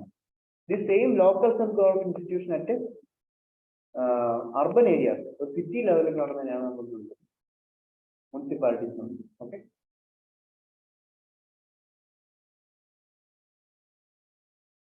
നമ്മള് ട്രിവാൻഡ്രത്ത് എന്താ ഉള്ളത്, മുനിസിപ്പൽ കോർപ്പറേഷൻ അല്ലേ. So municipalities are also given constitution status. And this was given through 74th Constitution Amendment Act of 1992. 74th Constitution Amendment Act of 1992 എന്ത് വരുന്നത് മുനിസിപ്പാലിറ്റിക്ക് കോൺസ്റ്റിറ്റ്യൂഷൻ സ്റ്റാറ്റസ് കിട്ടുന്നത്. Again here part 9A വരുന്നുണ്ട്. Article 243C, Article 243 to 243O എന്തായിരുന്നു? പഞ്ചായത്തായിരുന്നു. No P. അടുത്ത ആർട്ടിക്കിളോട് വരുന്നത് P to Z വരുന്നത് മുനിസിപ്പാലിറ്റി. ഓക്കെ, പഞ്ചായത്ത് പാർട്ട് 9 ആയിരുന്നു, മുനിസിപ്പാലിറ്റി പാർട്ട് 9A ആണ്. ഓക്കെ, പഞ്ചായത്ത് 11th ഷെഡ്യൂൾ ആയിരുന്നു, municipality 12th schedule. Means there are some 18 functional items of municipality. Municipality jurisdiction kanikkunna 18 functional items adu list out cheyyunnundu. And constitution also set up 3 types of municipality organization. One is Nagar Panchayat, one is municipal council, one is C. ഒരു small urban area ഉണ്ടാവും. Okay, small ഒരു അത്യാവശ്യം develop ആയിട്ട് town പോലെ ഒരു urban area ഉണ്ടാവും. ഒരു വലിയ സിറ്റി പോലെ, കൊച്ചി സിറ്റി പോലെ, കൊച്ചി മെട്രോ പോലുള്ള സിറ്റി ഉണ്ടാവും. പിന്നെ ഇതിന്റെ ഇടയിൽ നടക്കുന്ന ഒരു ട്രാൻസിഷണൽ ഏരിയ ആണ്. എന്നാൽ കംപ്ലീറ്റ്ലി സിറ്റി പോലെ ഡെവലപ്പ് അല്ല, എന്നാൽ അത്രയും ഡെവലപ്പ് അല്ല. ഒരു സാധാ ഒരു ചെറിയൊരു അർബൻ ലൊക്കാലിറ്റി കൊടുക്കുന്നതാണ് നമ്മൾ നഗർ പഞ്ചായത്ത് എന്ന് വെച്ചത് കേട്ടോ. നഗർ പഞ്ചായത്ത് ഈ നഗരത്തിൽ നിന്ന് വലിയ ട്രാൻസിഷൻ ഏരിയ കൊടുക്കുന്നതാണ് നമ്മൾ മെയിൻലി മുനിസിപ്പൽ കൗൺസിൽ എന്ന് വിളിക്കുന്നത്. ഒരു വലിയ ഒരു സിസ്റ്റത്തിന് കൊടുക്കുന്നതാണ് മുനിസിപ്പൽ കോർപ്പറേഷൻ. ഇപ്പോൾ ട്രിവാൻഡ്രം സിറ്റിക്ക് എന്താണ് കോർപ്പറേഷൻ, ഒരു വലിയ അർബൻ ഏരിയ ആണ്, അതുകൊണ്ട് തന്നെ we are giving municipal corporation. Again remember one, ഇതിനെല്ലാം ടൈം വിളിക്കുന്നതാണ് മുനിസിപ്പാലിറ്റി കേട്ടോ. ഇതിനെല്ലാം കോമൺലി നമ്മൾ വിളിക്കുന്നതാണ് മുനിസിപ്പാലിറ്റി. ഇത് എങ്ങനെ വേണമെങ്കിലും വരാം. പഞ്ചായത്ത് വല്ല അത്രയും സ്ട്രിക്റ്റ് അല്ല, അതായത് ഇങ്ങനെ തന്നെ വരണം 3 ടയർ അങ്ങനെയൊന്നും ഇല്ല കേട്ടോ. പഞ്ചായത്ത് പോലെ അത്ര സ്ട്രിക്റ്റ് അല്ല. കാര്യം മുനിസിപ്പാലിറ്റിയൊക്കെ കുറച്ച് സ്റ്റേറ്റിന് കുറച്ചുള്ള പവർ ഉണ്ട്. സ്റ്റേറ്റിന് ലോ ഉണ്ടാക്കിയിട്ട് ഓരോ സ്റ്റേറ്റിന് സ്പെസിഫിക് ആയിട്ടുള്ള കാര്യങ്ങൾ ചെയ്യാം. പക്ഷേ കോൺസ്റ്റിറ്റ്യൂഷൻ പറയുന്നുണ്ട് all the members of a municipality, municipality ഉള്ള എല്ലാ മെമ്പേഴ്സും എന്തായിരിക്കണം? Directly elected by the people of the municipal area. നമ്മൾ വാർഡ്, ഏത് വാർഡാണ് ചോദിക്കുന്നില്ലേ, ഏത് വാർഡിലെ ആളാണ് ചോദിക്കുന്നത്, ഓരോ വാർഡായിട്ട് തിരിക്കും കേട്ടോ. എന്നിട്ട് ഈ വാർഡുകളിൽ നമ്മൾ ഓരോ വാർഡ് ഓരോ ടെറിട്ടോറിയൽ കോൺസ്റ്റിറ്റ്യൂൻസി, ഓരോ വാർഡിൽ നിന്ന് ഓരോ ആളെ എലക്ട് ചെയ്യും. എലക്ട് ചെയ്ത് എന്തോട്ട് പോകും? മുനിസിപ്പാലിറ്റിയിലേക്ക് എലക്ട് ചെയ്ത് വിടും. ഇങ്ങനെയാണ് ഇലക്ഷൻ നടക്കുന്നത്. ഇത് മൈറ്റ് ബി ഫെമിലിയർ വിത്ത്, നമ്മൾ വോട്ട് ചെയ്യാനൊക്കെ പോയിട്ടുണ്ടോ? അപ്പോൾ the members of the municipality are elected directly by the people. But chairperson elect ചെയ്യണമെങ്കിൽ സ്റ്റേറ്റ് ലെജിസ്ലേച്ചർ പറയുന്നത് പോലെയാണ്. It is not directly elected or indirectly elected. It can be determined by the state. In order to elect the chairperson of a municipality, the state can fix. It may fix for direct election, or it may fix for nomination, or it may fix for indirect election from the elected members themselves. Okay.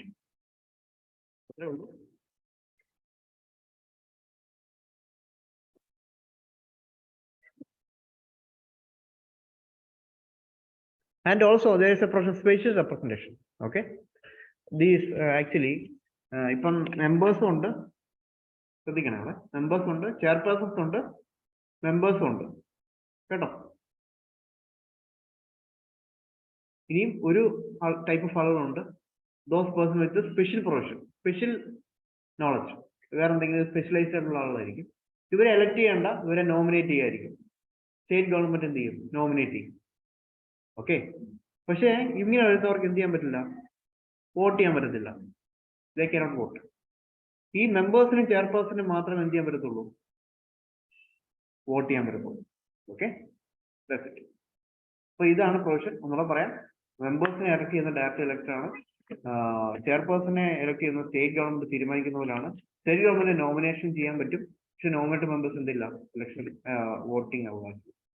Okay, ward committees, you know about ward committees.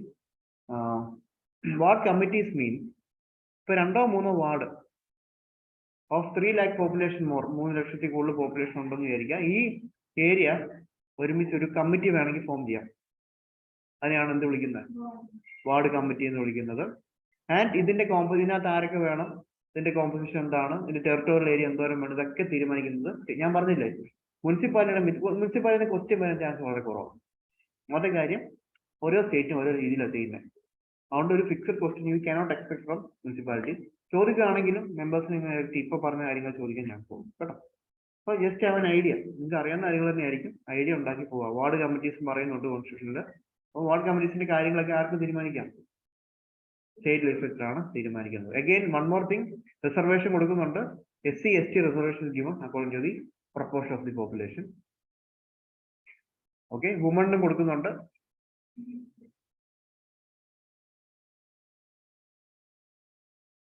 Okay, not less than 1/3 total number of seats to reserve for membership ലെവലിൽ 1/3 seat എങ്കിലും വുമണിന് കൊടുക്കണം. Okay, പക്ഷെ ഒരു chairperson ലെവലില് ഇപ്പൊ chairperson ഉണ്ട്, members ഉണ്ട്.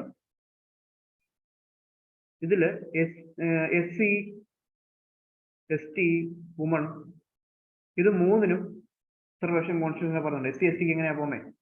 അത് അവരുടെ പോപ്പുലേഷൻ അനുസരിച്ച് പോകും മെമ്പർഷിപ്പ് ലെവലിലേക്ക്. വുമൺ ആണെങ്കിലോ 1/3 പോകും. പക്ഷെ ചെയർപേഴ്സൺ ലെവലില്, at the level of chairperson, it is state legislature തീരുമാനിക്കുന്ന പോലെയാണ് റിസർവേഷൻ. 1/3 വേണോ, 1/2 വേണോ, അതോ പോപ്പുലേഷൻ അനുസരിച്ച് വേണോ, എങ്ങനെ വേണമെന്ന് it can be decide by the state legislature. Okay, and for OBC reservation, backward reserve class, backward ക്ലാസ്സിനും സ്റ്റേറ്റ് ലെജിസ്ലേച്ചർ ആണ് തീരുമാനിക്കുന്നത് റിസർവേഷൻ വേണോ വേണ്ടോ എന്ന്. Okay, and duration for a 5-year term of every municipality കേട്ടോ.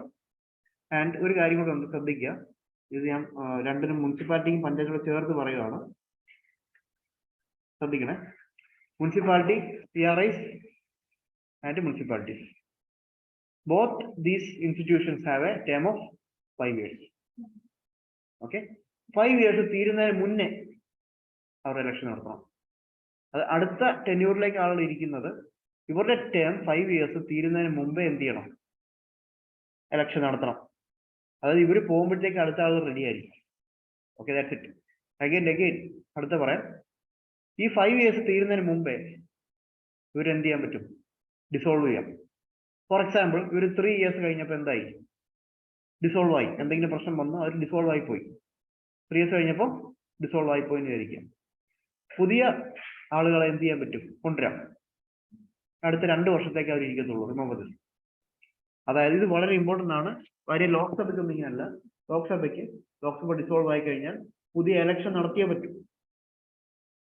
എന്നിട്ട് അവരിയ്ക്കുന്നത് റിമൈനിങ് ടൈം അല്ല, അവരിയ്ക്കുന്ന full time of 5 years ആണ്. പക്ഷെ ഇവിടെ വരുമ്പോഴത്തേക്ക്, പഞ്ചായത്ത് ലെവലിൽ വരുമ്പോഴത്തേക്ക്, ഇത് അവര് റിമൈനിങ് ടൈം മാത്രമേ ഇരിക്കത്തുള്ളൂ.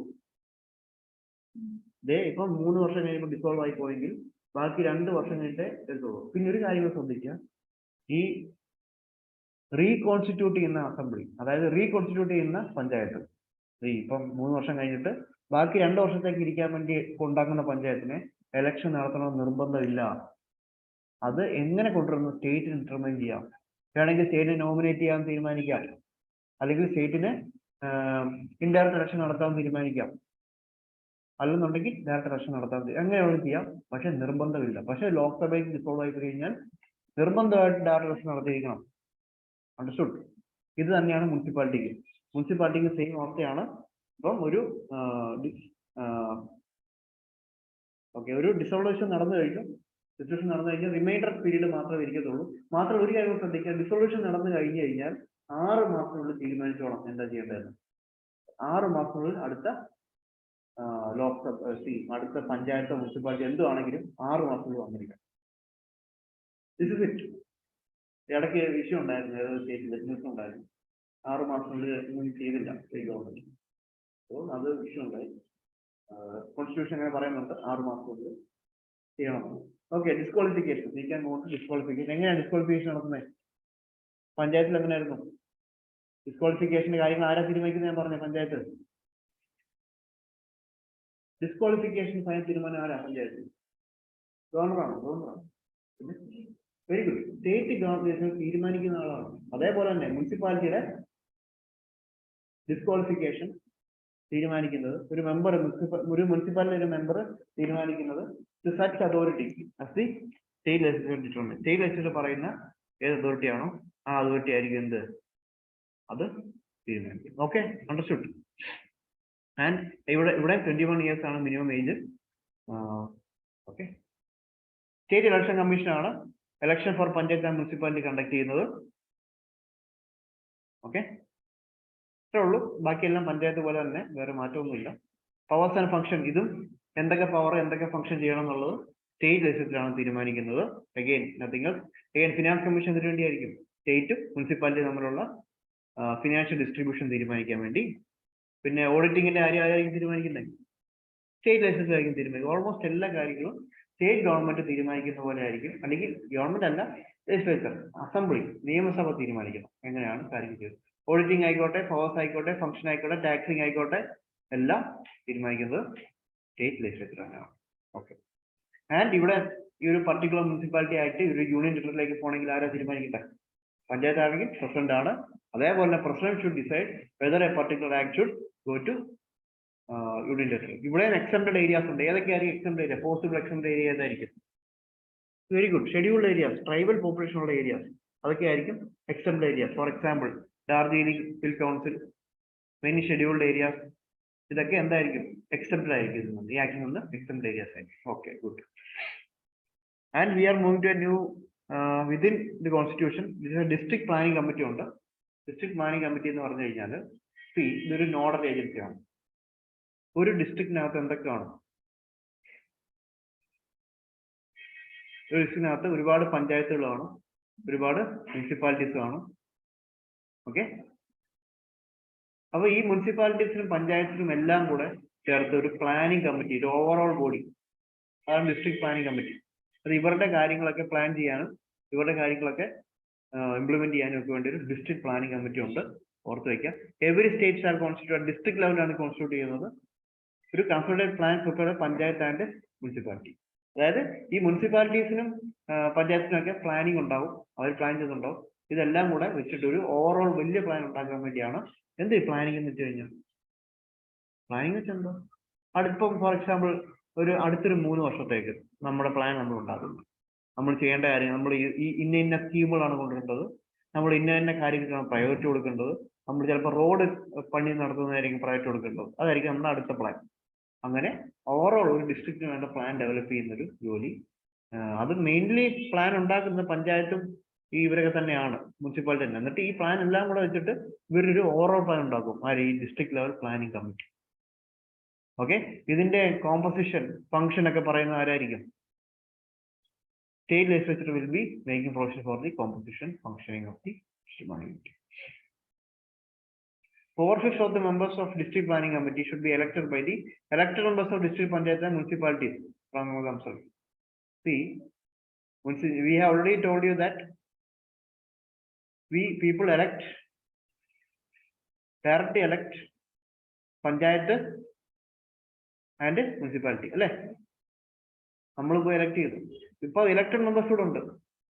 ഈ elected members ആണ് എന്ത് ചെയ്യുന്നത്? ഈ district planning കമ്മിറ്റിയിലെ 4/5 ആളുകളെ elect ചെയ്യുന്നത്. Okay, as those people which are elected by us to the municipality and the panchayat, they will further elect 4/5 of the members to district planning committee. Understood? Okay, that's it. And second called metropolitan planning committee. See, ഒരു metropolitan area ഉണ്ടെന്ന് വിചാരിക്കുക, high level metropolitan area ഉണ്ടെന്ന് വിചാരിക്കുക. ആ ഏരിയയ്ക്ക് വേണ്ടിയുള്ള planning കാര്യങ്ങൾ ചെയ്യാൻ വേണ്ടിയാണ് metropolitan planning committee. Here also 2/3 of the members elected by the elected members of the municipalities and chairperson. ഇത് പഞ്ചായത്ത്.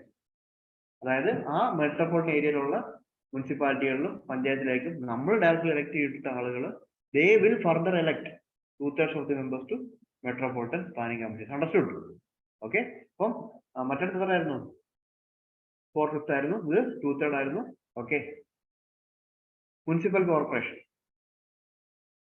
മുനിസിപ്പൽ കോർപ്പറേഷൻ എന്ന് പറഞ്ഞാൽ അഡ്മിനിസ്ട്രേഷൻ ഓഫ് ബിഗ് സിറ്റീസ് അറിയാമല്ലോ. ഇപ്പൊ നമുക്ക് കോർപ്പറേഷൻ, ട്രിവാൻഡ്രം കോർപ്പറേഷൻ, ഇതിനകത്ത് തന്നെ 3 ഇതുണ്ട്. കൗൺസിൽ, മുനിസിപ്പൽ കൗൺസിൽ ഉണ്ട്. It will be the legislative wing, അതായത് പോളിസി ഉണ്ടാക്കുന്ന ആളുകളായിരിക്കും കൗൺസിലിനകത്തുള്ളത്. സ്റ്റാൻഡിംഗ് കമ്മിറ്റി എന്ന് പറഞ്ഞാൽ ഈ കൗൺസിലിനെ അസിസ്റ്റ് ചെയ്യുന്ന ബോഡിയായിരിക്കും. മുനിസിപ്പൽ കൗൺസിൽ, ഈ കൗൺസിൽ എന്ന് പറയുമ്പോൾ തന്നെ അറിയാം നമുക്ക് ലോ മേക്കിംഗ് ആയിരിക്കും.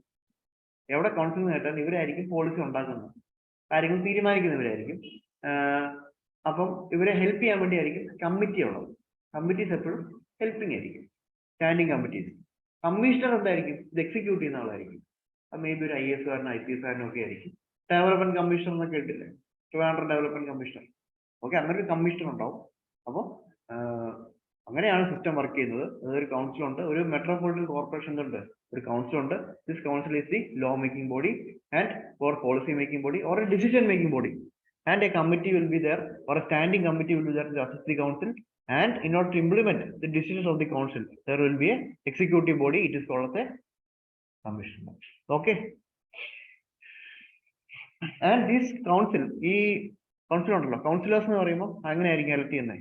ഡയറക്റ്റ് എലക്ട് ആയിരിക്കും കൗൺസിലേഴ്സ് ഇലക്ഷൻ. ഈ കൗൺസിലറിനെ എലക്ട് ചെയ്യുന്നത് ആരായിരിക്കും? പീപ്പിൾ ആയിരിക്കും. ഈ കൗൺസിലിനെ ഹെഡ് ചെയ്യുന്ന ആളാണ് mayor. Understood everything?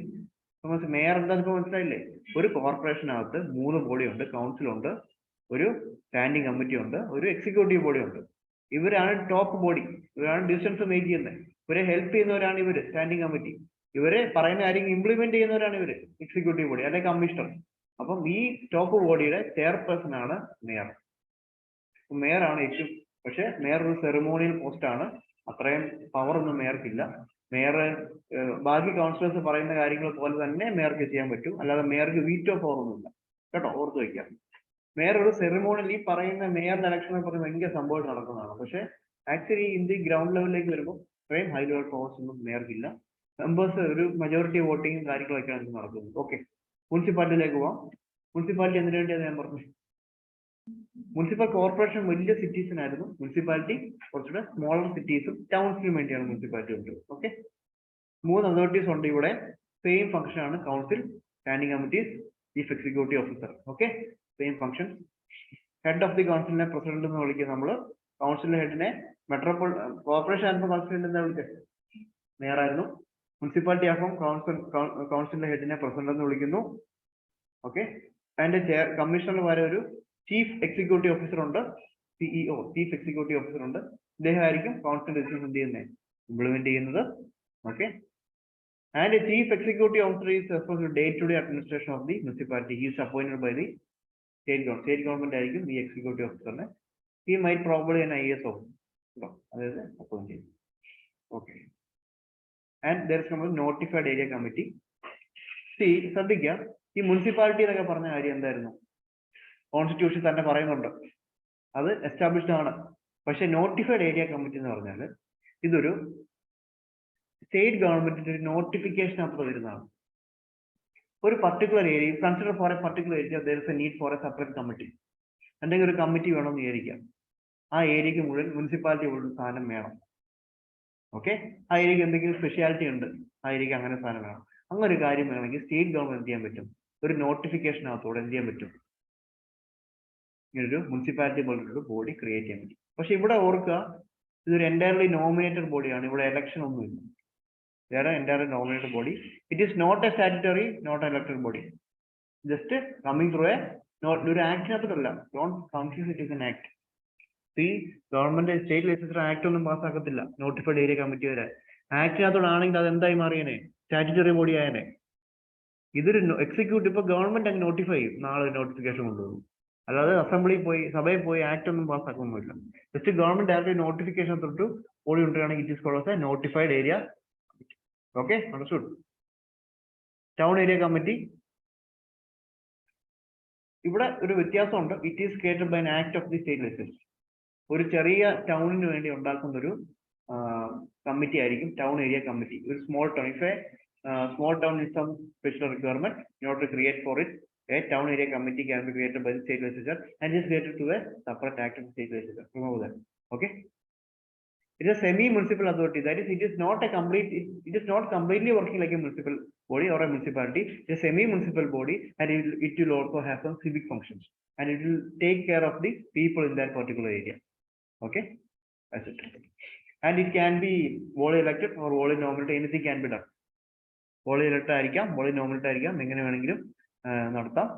It is determined by the state legislature through this particular act. Okay, ഈ ആക്ടിനകത്തുള്ള സ്റ്റേറ്റ് ലെജിസ്ലേച്ചർ എന്ത് ചെയ്യാൻ പറ്റും? അത് തീരുമാനിക്കാൻ പറ്റും. That's it, town area committee. And there's was cantonment area. Cantonment area നിങ്ങൾ എവിടെ കേട്ടിട്ടുള്ളത്? മെയിൻലി കുറച്ച് മിലിറ്ററി പ്രസൻസ് ഉള്ള ഒരു area. For consider an area having a military presence there. military presence ഉള്ള ഒരു ഏരിയ ആണെന്ന് വിചാരിക്കുക. ആ ഏരിയ എന്ത് ചെയ്യാൻ പറ്റും? കണ്ടോണ്ടന്റ് ബോർഡ് ആയിട്ട് ഡിക്ലെയർ ചെയ്യാൻ പറ്റും. But remember one thing, that it is set up through the provision of central government. It is not done by the state government. Central government Cantonment Act എന്നൊരു ആക്ടിനകത്തൂടെയാണ് നമ്മൾ എന്ത് സെറ്റപ്പ് ചെയ്യുന്നത്? ഈ ഒരു കണ്ടോൺമെന്റ് ബോർഡ് സെറ്റപ്പ് ചെയ്യുന്നത്. ഇത് എന്തിനു വേണ്ടിയാണ് സെറ്റപ്പ് ചെയ്യുന്നത്? ഇവിടെ മിലിറ്ററി ഓഫീസേഴ്സ് ഉണ്ടാകുന്ന ഒരു ഏരിയ ആണെന്ന് ഞാൻ പറഞ്ഞു. പക്ഷെ ഇവിടെ ഒരുപാട് സിവിലിയൻ പോപ്പുലേഷൻ ഉണ്ടാവും, സാധാ ആളുകൾ ഉണ്ടാവും. So in order to facilitate the administration or in order to look after the civilian population of that area, you need to have separate cantonment board.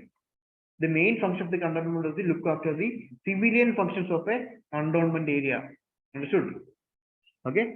Civilian functions of a cantonment area look after in the main function of the cantonment board. Again, here also it is a partly elected and a partly nominated body. Okay? And the election term, the elected members sit for a term of 5 years, but the nominated bodies sit for as long as they like. As long as they hold the station in that office, nominated members sit for that time period. If a military or 10 വർഷത്തേക്ക് ഉണ്ടെന്ന് വിചാരിക്കാം. Consider the military is holding this post for 10 years. The nominated members will sit all for this term of 10 years. But the elected members will only sit for a term of 5 years. Understood? Also difference. Okay. And the ex officio president of the committee or the cantonment board is the chief military officer there. Or the military officer commanding the station will be sitting as the president of the cantonment board. Okay. If I area military officer head ചെയ്തുകൊണ്ടെന്ന് വിചാരിക്കാം. ഇപ്പം ഏരിയക്കാണെന്നുണ്ടെന്ന് വിചാരിക്കാം. അദ്ദേഹമായിരിക്കും ഈ cantonment boardന്റെ head. Okay, മനസ്സിലാവുന്നില്ലേ? പക്ഷെ vice പ്രസിഡന്റിനെ elect ചെയ്യുന്നത് ഈ elected members of the board ആയിരിക്കും. The board which is elected, I already told you some members of the cantonment body is directly elected by the people.